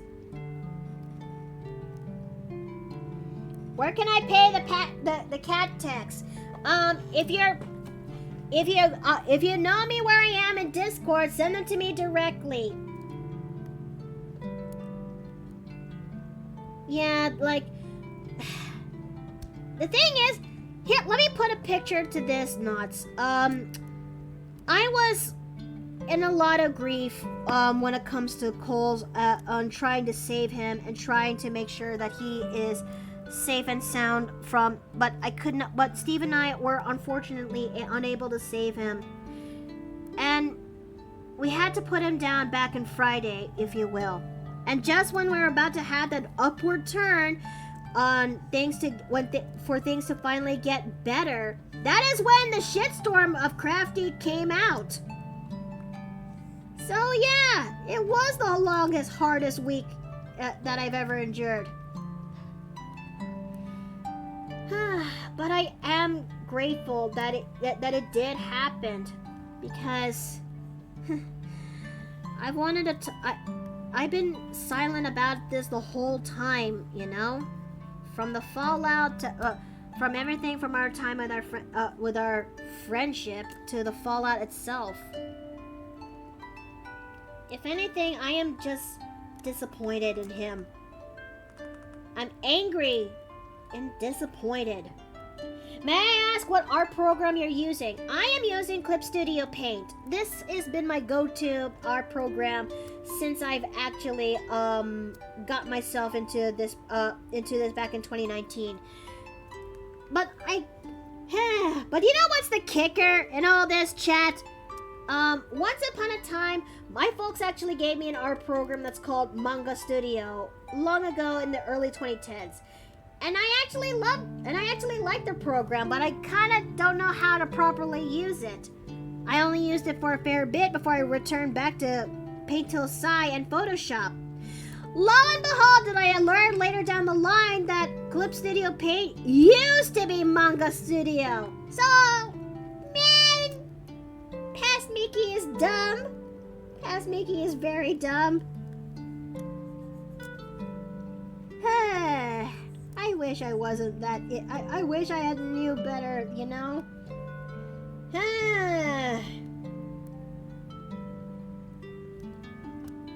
Let's see. Okay, so I guess that would look pretty good as is. Alright, so. Alright. Now that we actually. Why is Apex dead? Oh, dear. Is it because of the price tag when it comes to the Clip Studio Paint in its normal form? I used to use GIMP. You know what? That's okay. You know what? That is definitely okay, because when it comes to this house, we make do with what we can when it comes to art programs, you know? I think it was the price tag. Pretty much. I had Clip Studio Paint EX, and it was the most expensive of the lot, but it is very much worth it because I am a person who wants to get the full details just so I can actually access for the workshop when it comes to its items, and yep. Okay, so we're gonna, in color 1. We're going to put this on you. We're going to put this on multiply, just so we can actually do this. I just realized that when it comes to this, we need to get the diamond pattern for Fergus's outfit. Fuck. Oh, fuck. I need his diamond patterns. Okay, so we need his diamond patterns. I need his diamond patterns. Oh dear. Okay. Do I have it in here in downloads? No, I don't. Oh no. Oh no. Okay. Oh dear. Oh dear. Okay, hold on a second. I need it. Okay, Google, tell me where can I find a diamond pattern for Clip Studio for Photoshop, because I kinda need those so I can actually do his vest proper. Okay. But how are you liking this so far, chat? Do you actually, do you like this so far on how it's coming together? Okay, so... do I have a diamond pattern on this? No?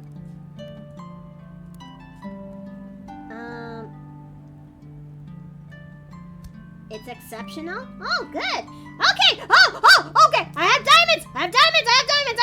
Okay, I don't! Oh, no. Don't tell me. Oh, okay! Never mind. Oh, okay. Oh, I almost shut the bed in that one. Okay. Oh, okay.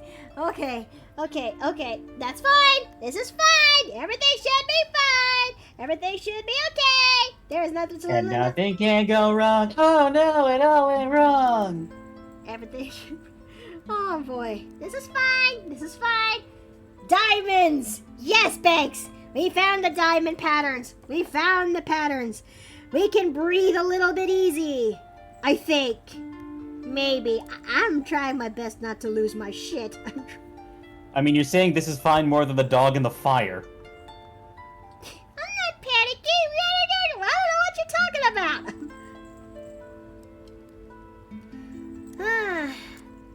But you know, when it comes to that VOD, when he did my commission that time, the one regret is that I wasn't as talkative when it comes to how when it comes to Nessa and Fergus and that commission of his. But to be fair, I was freaking the fuck out when it happened because I did not expect him to actually do my commission.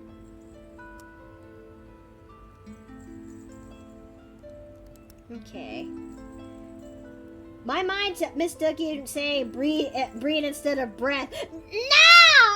I did not mean to say that! I mean, if it is Fergus...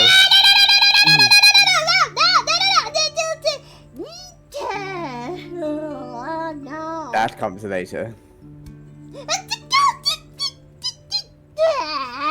Mookie. Why are you all the way that you are? Look, Because you're he's just setting funny. him up, we're just laying up. This is nothing but rebounds at this point.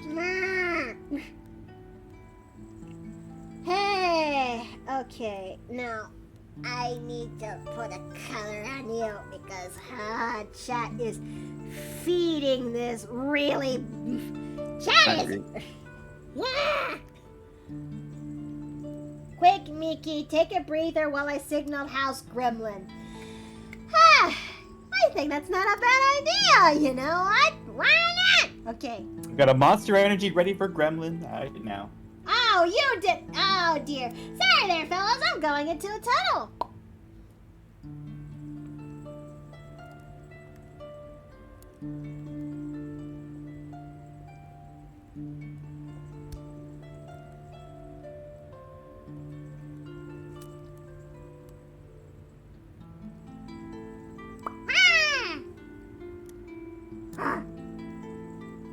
Welcome back. Yeah, I returned. Has Gremlin finally had big nap? That's good. Would you like something to drink? I have something for you right here. Yay! It's called Four Loco. What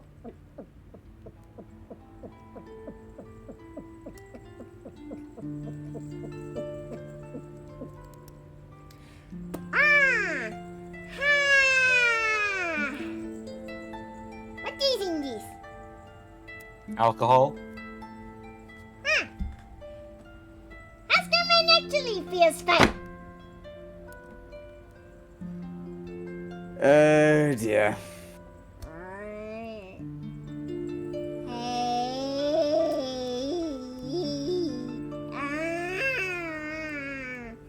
Suddenly feeling EP. Which is weird considering it's part energy drink. Alcohol isn't inherently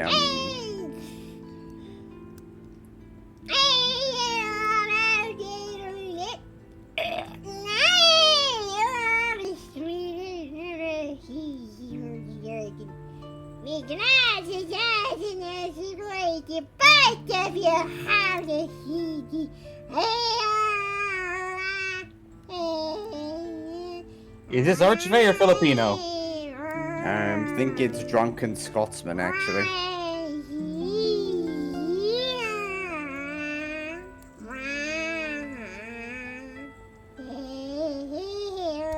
That's why I went with 4 Loco, Lord Boss.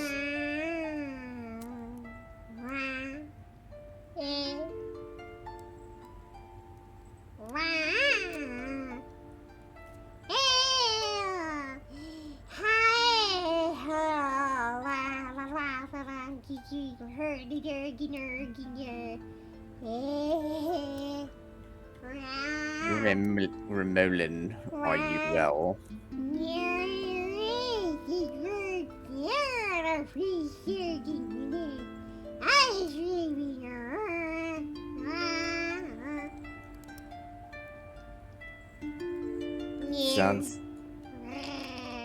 It sounds like she could use this for chalky milk.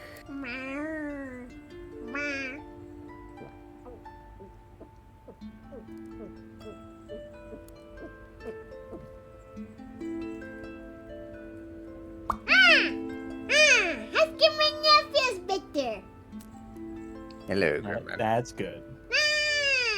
Yes. Oscarman actually has seen many colors. I can imagine. That means you have returned from the Feywild. Yes. Oscarman actually saw a funny moon dragon again. Definitely we're in the Feywild. Yes. Was it moon draggy or was it moonstone draggy? Oscarman for gore. Thank you for the suggestion, Savage. What? I have another chalky drink for you. It's called Guinness. Yay!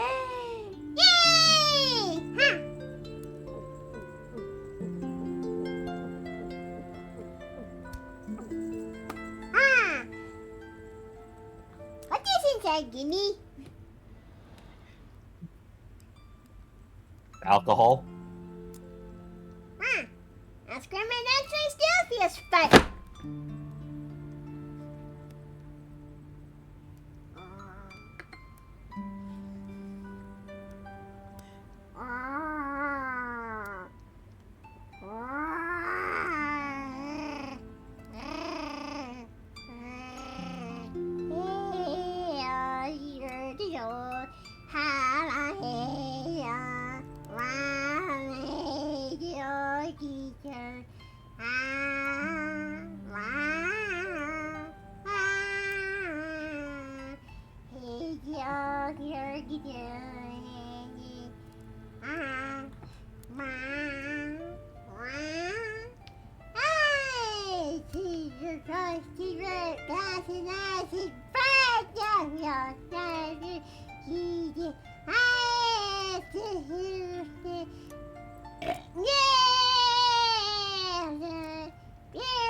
King has lots of violence and addresses. The lion would be angry when the shitter's twisted. I turn my sister. Has someone gonna go into your house? I put the ice cream in the bath. I just cleaned the bathtub.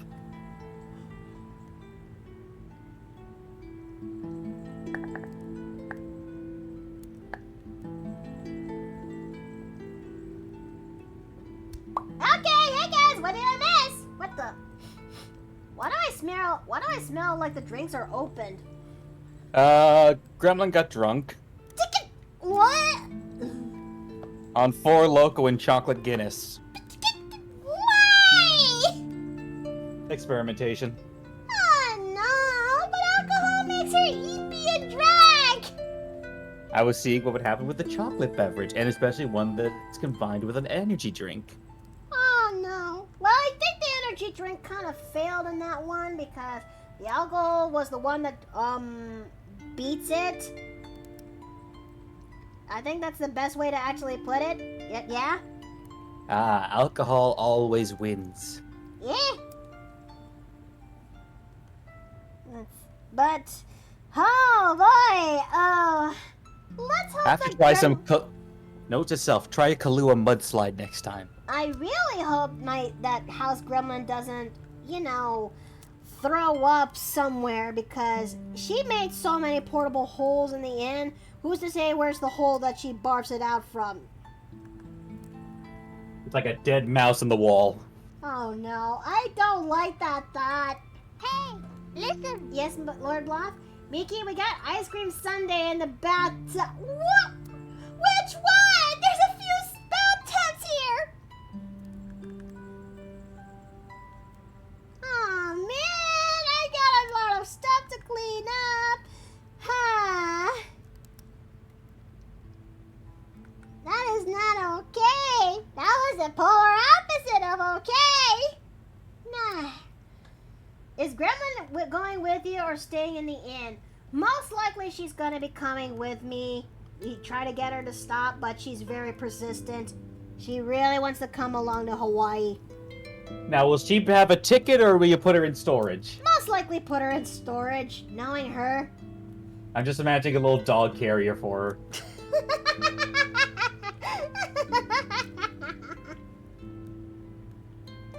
I mean, you're not entirely wrong. Hold on, I just realized something. She has stitches lined up on the side of her bodice like that. Okay.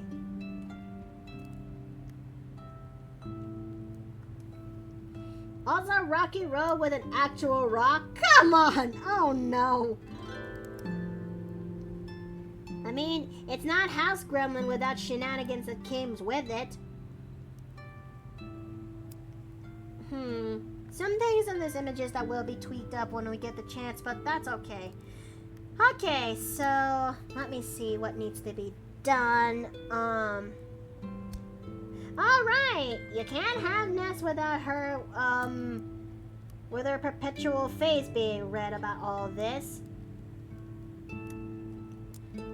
Okay, let me see if I can, I'm gonna use this color, if you will.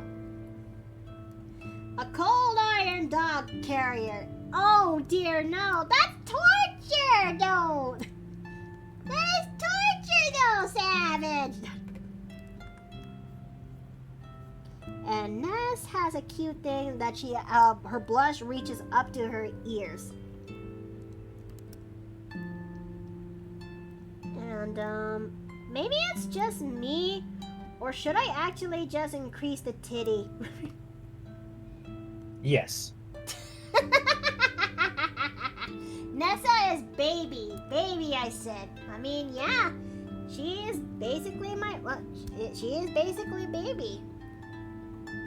And, what did I actually color for your shade of blush right there? I don't know if this is the official color-ish, but I'm gonna try. Lord knows I'm gonna try.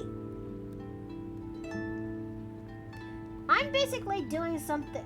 It really does say something with how I actually planned in mind for what I had when it comes to Fergus and the Champions Challenge Renegades in it. Let's see. Get your head out of the gutters, Ontario, says Jexa Dragon. Never!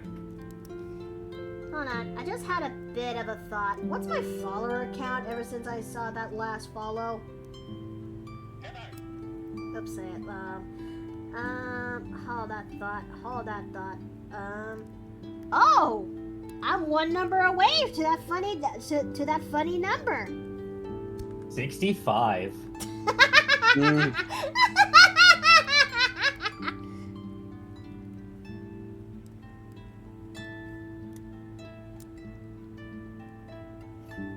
Let's see.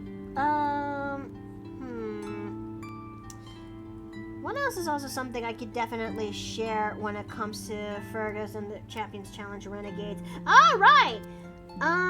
Would you believe me that I actually gave him a friend? A friend What kind that of friend? someone who everyone least expected, but something that kind of would make a little bit more sense. Anda unintentionally became his friend. Like, at first she was just teasing him because she just likes to fuck with him because of how, because ever since Nessa came into the mix. But after some time and seeing this whole thing is actually genuine, she actually, in her own way, starts trying her best to actually be a proper friend. And also, it doesn't help that there's some shenanigans when it comes to Champions Challenge Renegades that affect Unda to a degree. And it concerns with the organization that was after Nessa in the first place. But yes, Unda unintentionally became his friend, and yeah, but she still has a way to actually still fuck around with him because it's trying to push his buttons makes it funny to her.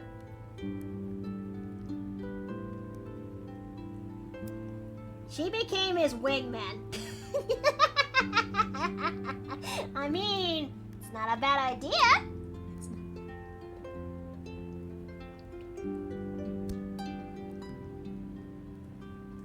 Let's see.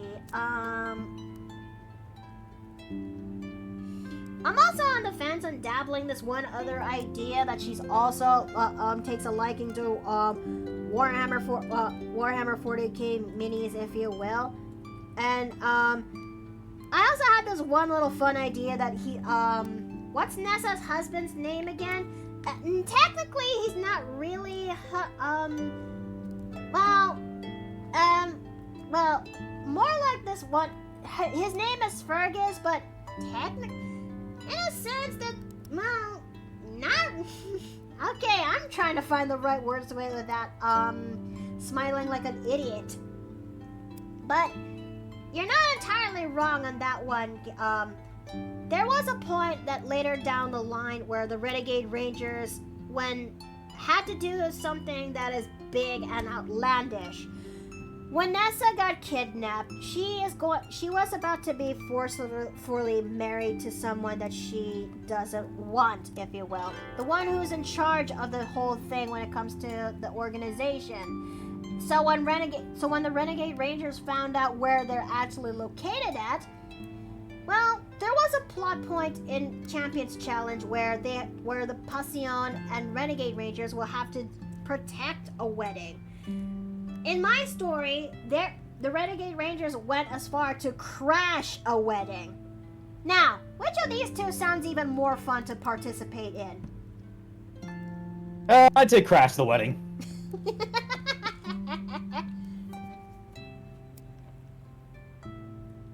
And let me tell you, I'm going for the ideas of making this thing a lot fun, like using also the segments when it comes to put this engaged to also emphasize when it comes to the charge and combat in there. But yes, wedding crashing is to stop and crash a wedding is much fun, isn't it? Mm-hmm.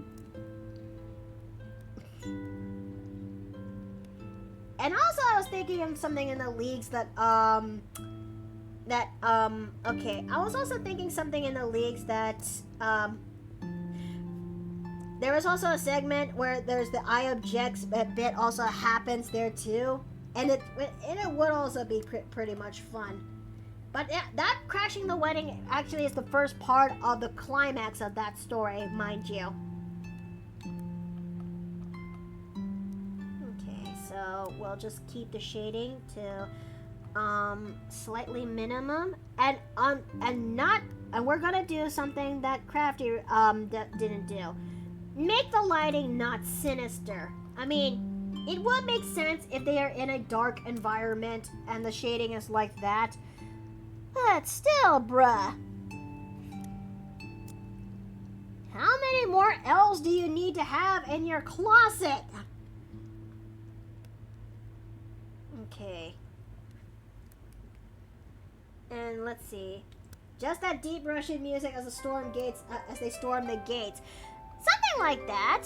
But I was thinking more of the leagues that Aesol and Fergus actually did something like that. And also I was thinking that would you say that it's a neat little storytelling bit where to showcase his growth as a person and as a teammate member, he started taking out more and more defenses and taking up more into the defensive side for the Renegade Rangers, like serving as the shield, if you will. Because I guess. Yeah. I guess. Yeah, I suppose. Okay, so because I intend to actually fix up Fergus's new armor to something that's something that reflects upon the climax of the story. That I'm going all out when it comes to designing his outfit that is based on the bulwarks from Warhammer 40k, the Guardian armor from Monster Hunter World, and Herald Prime from Warframe. There's a lot to go in there, but trust me, it's something I always wanted to do. So basically giving him a holy Hulk buster. Yep.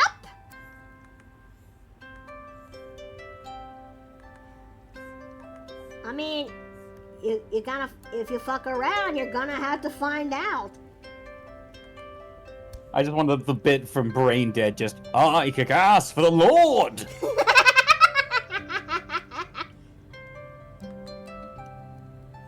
Let's see. Oh, now that you mention it, Warhammer 40k, turns out the upcoming secret level episode covering Warhammer, it's got the same executive producer who did the old intro for Dawn of War 1 David Wilson.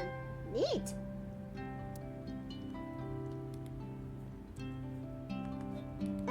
Let's see.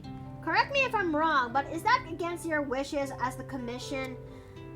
Well, I did not expect Crafty to actually go live with my commission, mind you. Like, I thought this would be like a private commission, and to be fair, I should have worded it as that. Because a lot of people now got to see that commission live. Everyone's reactions are just going the absolute what the fuckery when they saw that. And it doesn't help that I was actually freaking the fuck out when it went live, okay?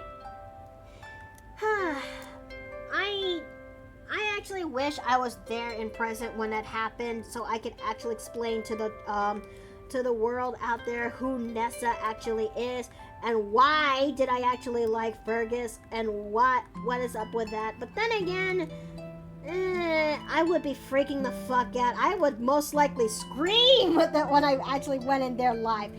Getting everyone to go fucking deaf. There is no two ways about it. Okay, let's see. Anyhow, gotta work now. Till next time. Thank you for coming, Man of Mercy. I think we'll continue a little bit more into the shading, and then we'll actually get to call it here for the day. Maybe it's just me who wants to spend as much more time as possible with you guys before I disappear for good. Well, for good's the wrong way to say it. Disappear for a while. That's for 3 weeks. For 3 weeks. It's going to be the long 3 weeks. I may not properly relax. Well, maybe I might during the first week. Maybe the first few days during my time there. I don't know. One thing I do know is that when I get there, I just want to have a nice bowl of ramen, go take a stroll on Waikiki Beach, feel the sand and water in my feet. Yeah. And honey! Hey. You sound exhausted. Well, I'm just about to clock out here. Well, I am gonna be making dinner as soon as we're done with, as soon as I'm done with this, sweetie. Well, what's on the menu? I'm still gonna make hamburger helper, Just but leftovers? I'm saving the rock's nest, but on tomorrow night's dinner. Like, Okay. Are you gonna be able to have time to cook it? I will before the game starts. I just need to cook it early. I just want to have a nice, delicious Okay. dinner with you before I leave. You know what? That's fair. Let's see. Miki, let me be the first to say I'll miss you very much. I wish you safe travels and hope your vacation makes you happy again. Thank you. You know, 2 years ago when I first went to Hawaii, I was actually really heartbroken because that was me. When I went there in December, it was like the second month since our fallout, and my folks could see that there's something is wrong with at the time. I actually had to be honest with them on exactly why. But man, to think that it feels like it has been 2 years since, man.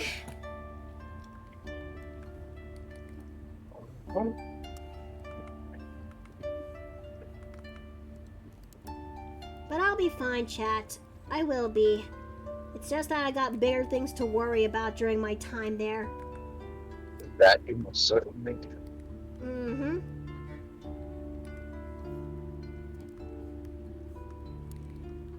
Let's see.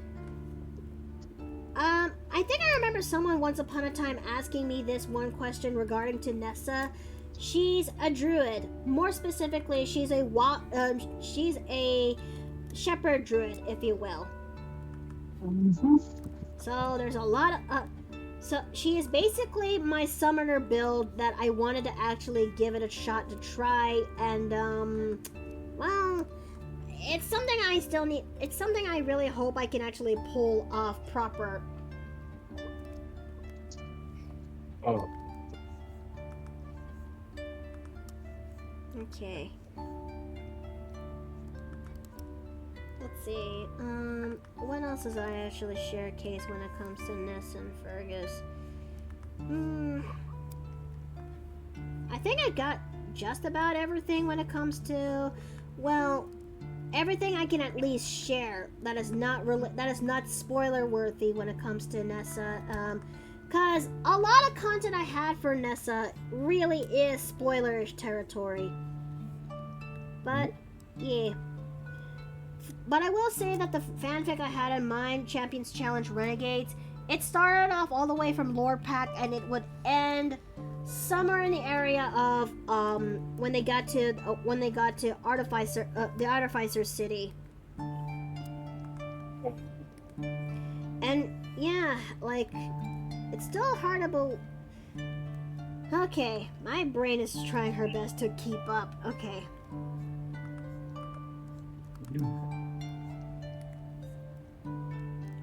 I don't know whatever happened to the players now ever since the game was disbanded and whatnot, but I hope that they are doing okay.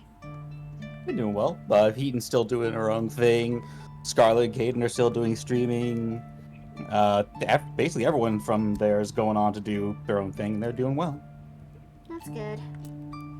I stayed away from the players, his wife, and most of the people who are associated with him ever since the fallout. The only exception to that rule is that if they actually came to me first and befriended me from a genuine place, then I actually allow that to happen. Because, And wouldn't you know quite a few of them did? yeah, and I am grateful for it. It's still gonna be adjustment period for me to actually getting used to all this. But I think I'll be fine, eventually. Alright, let's actually draw your do the shading of your nose proper there, Fergus. Because that's my rule of thumb when it comes to designing characters. As well as shading in the eyes and...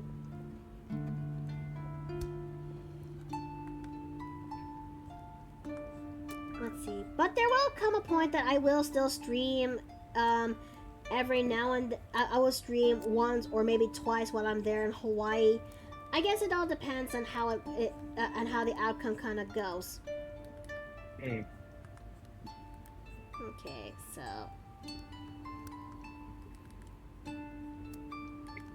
alright, so let me go and take a gander and see how this looks with the color on. It looks much better when the lighting is a little bit when the lighting's better in it. I'd look, but I'm currently on the road. That's okay. Right? Yeah. Honey, when you do go over there, give me a solid on that one Thursday. Keep our tradition going strong. I will, my sweet. I will. Just so you, okay. Just so you know, Miki, thanks to you, I might have dreams of Nessa tonight. I mean, really? I mean... Oh shit, it's at an ad right now. I did not notice that. Okay.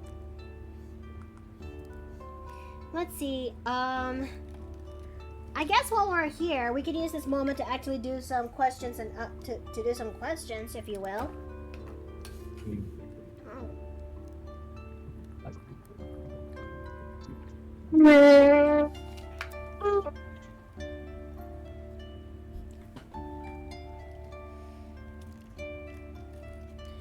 Okay, but yeah, I am actually grateful that I still don't know what I'm gonna do with the rest of the Renegade Rangers, but I had a feeling that they'll most likely some of their traits will still stay the same. Some will have to be changed. I am considering doing a redesign of Unda somewhere down the line where I decide to give her a little bit more appropriate clothing. Yeah, isn't it just a case of where she's just bare-ass naked aside from hair blocking the bits? Well, she has the starfish that actually covers up her chest, but that's about it. I'm gonna do something a little bit more different. Will you be busy packing tomorrow evening? Most likely I'm gonna be busy packing tonight, and if I'm lucky, I'm gonna try my best to be busy packing tomorrow early enough. It's just that the caveat is that I should not be packing way too much because Mom insists. Yep. Because she said that we're gonna be doing some clothes shopping and bunch while I'm there.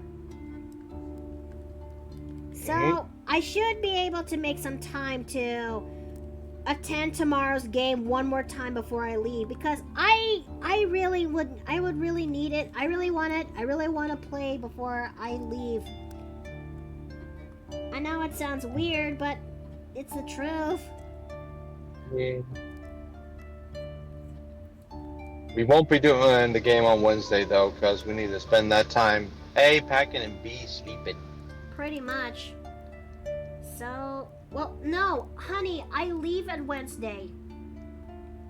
Yeah, tomorrow is Tuesday. Yeah. Tomorrow is Tuesday, which I'll pack. Wednesday is when I leave, 6:30 in the morning. Oh, right. Yeah. Okay. Sorry, my head's still a bit it's pretty much been foggy all day, really. Are you gonna be okay? I think I might need to go to bed early tonight. Okay. Alright. Because I get the feeling that while I did sleep a good number of hours, it wasn't very restful sleep. You know what? That is entirely fair.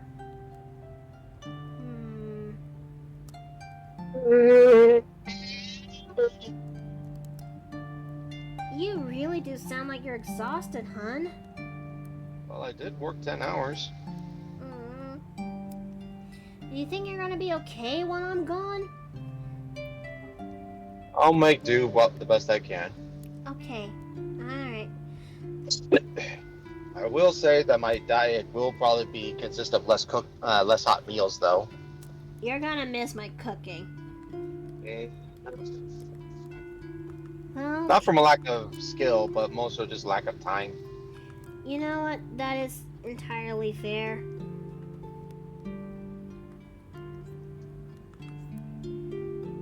Maybe we should find some cookbooks that is about easy meals to make for dinner.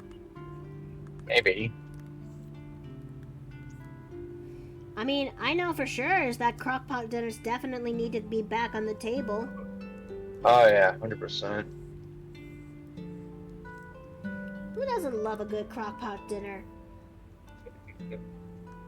I will try to help Steve as well. Does 40K have a cookbook?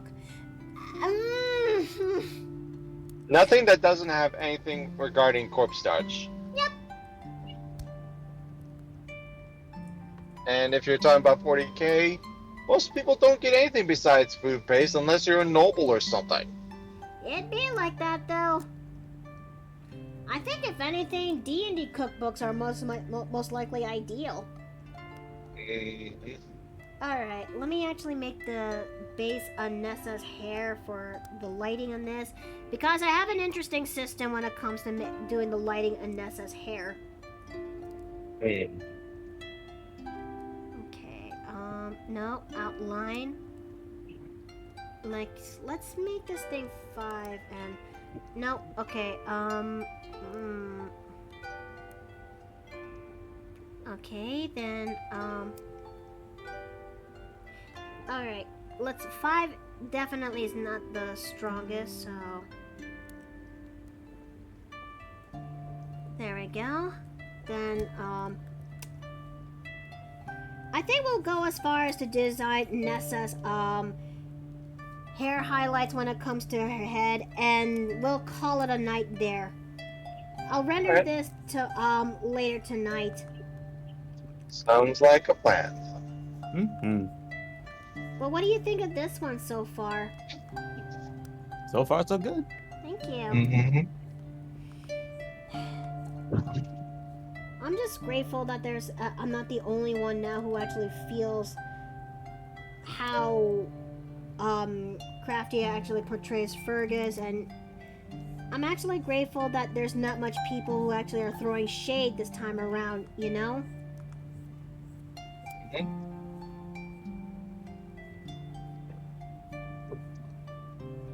Because that's it's what I meant what I said in the document. I meant it.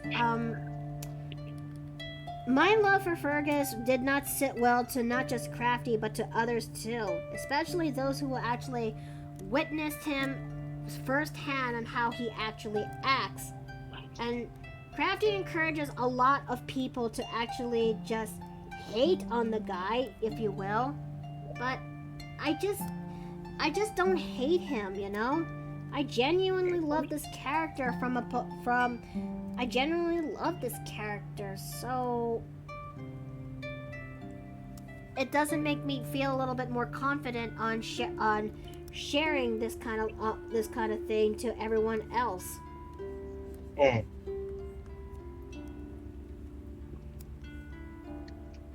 I always thought that the people there are a little bit more kinder, but now with the recent events that happened, I guess it's better late than never, you know? Exactly. So you're saying Games Workshop hasn't made one yet? Oh dear. Oh, I'm sure they have. Whether or not it's sold well is up for debate. If I could actually tackle that. If anything, it's a Warhammer Fantasy style rather than Warhammer 40K. You mean the Age of Sigmar's Warhammer 40? Warhammer? More or less. Ah, so they made a hell pit abomination turducken. I mean, that sounds like something the either ogres or ratlings would eat. The Skavens, you meant?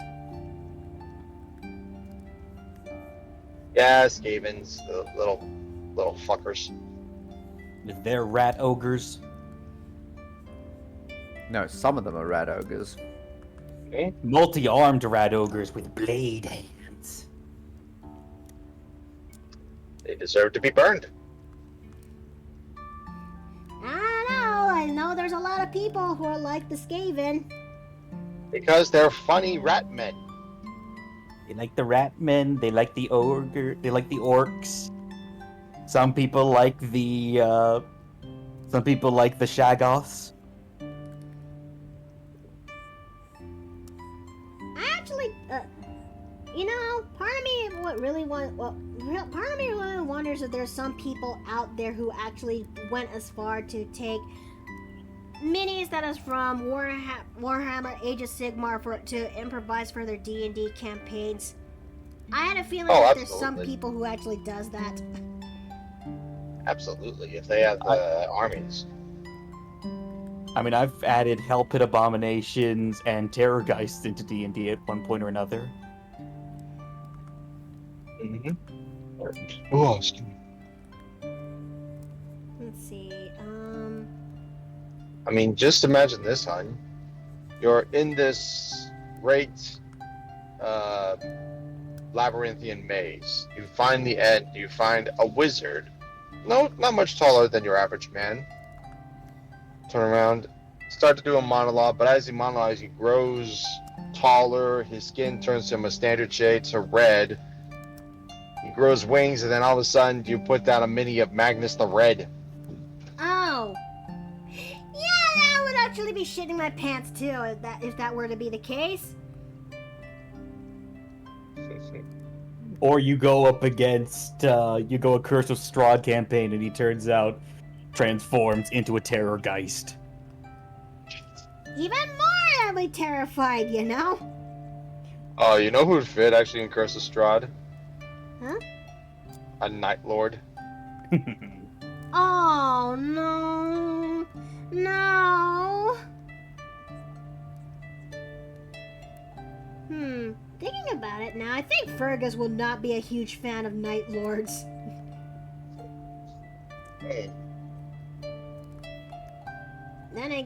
But then again, I'm just throwing shit out on the fly and see how it works. I mean, I know there's some people.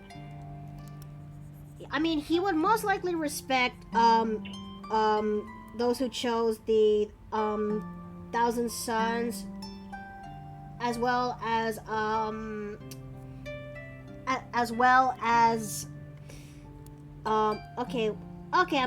maybe salamanders. Salamanders, most likely.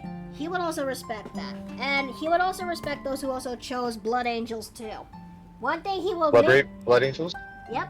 He will most likely question if you chose Space Wolves, and he will not be surprised if you actually chose Space Wolves. The White Scars. The one thing he will actually ask if you're he will not approve of is if you chose Emperor's Children or Emperor's Children or the Dark Legion. Or What do you think about them green boys? Or yeah, well no, hold on. He would also disapprove you if you chose chose Dark Angels. As someone who also picks Alpha Legion, it says a lot to him because his favorite armies I would envision having is Alpha Legion, if you will.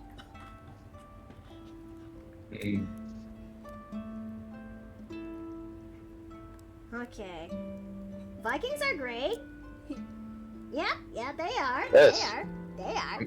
I mean, you're talking to a Space Wolf fan. Okay, so this is not the final product. We've been here for about 6 hours and 30. I need to bounce out so I can actually go and make dinner, but what do you guys think of this? So far, so good. I'm sure it looks lovely. Like I said, it looks fun currently on the road. Let me put these side by side, if you will. Actually, I do have a suggestion who you could rate if you'd like. Who's that? You could send it to one of the players, Caden. Caden's on? Yeah. Didn't Caden also not like Fergus? I didn't like it, but you know, you can always, you know, just send the support to him. Would it be okay? Would he be okay with it though? He's fairly chill. I can ask him if you'd like. Well, okay. But I guess while we're at it, but what do you guys think of this side by side by these two images that is right here? I am incredibly biased. I second this. Because this is the original vision of what I had in mind for that commission. This is what Crafty ran with, and it also helped. I would be much more, and I actually did like this commission, but when people actually pointed this out, it makes me want to reinstate this, you know? But I'm actually glad that, I can finally be free, much more freer to talk about this and whatnot. But and somewhere down the line when I get back from my time in Hawaii, I am going to find time to actually draw out Fergus's new armor and whatnot. And most likely he'll still be a trickery cleric, or I'll just keep turning that to that of a war cleric. I don't know. But I am just happier that Nessa and Fergus are people are actually are much more akin to Nessa and Fergus. Would you still say it's cringe though? Oh. Yeah, I just checked. He's cool with it. Oh. Huh. Well, I guess in that case, we'll might as well go ahead and raid Caden Monroe. Well, that's an improvement. Still like the first, as you said, it wasn't so sinister in the lighting. Second was great, it's how you wanted to portray the character. It did like that though. But yes. This is where I best get going here, and this is where this is going to be my last stream for the time being. I truly appreciate that you guys came by here today, enjoy your time in the inn, and watch this piece of commission come together. I am so grateful that I get to be with you guys one more time before I had to be gone for 3 weeks. I hope to actually see you guys again when we open up this inn and we get to have a big party and such for this. But this is sadly where I have to go. But promise me that you'll be waiting for me to come back. Promise me you don't forget me. I hope to actually see you guys again. May y'all have a good night. May y'all eat well and rest well. And I'll see you guys next time at the Paper Plane Inn. Take care! Catch you later. Good night, everybody.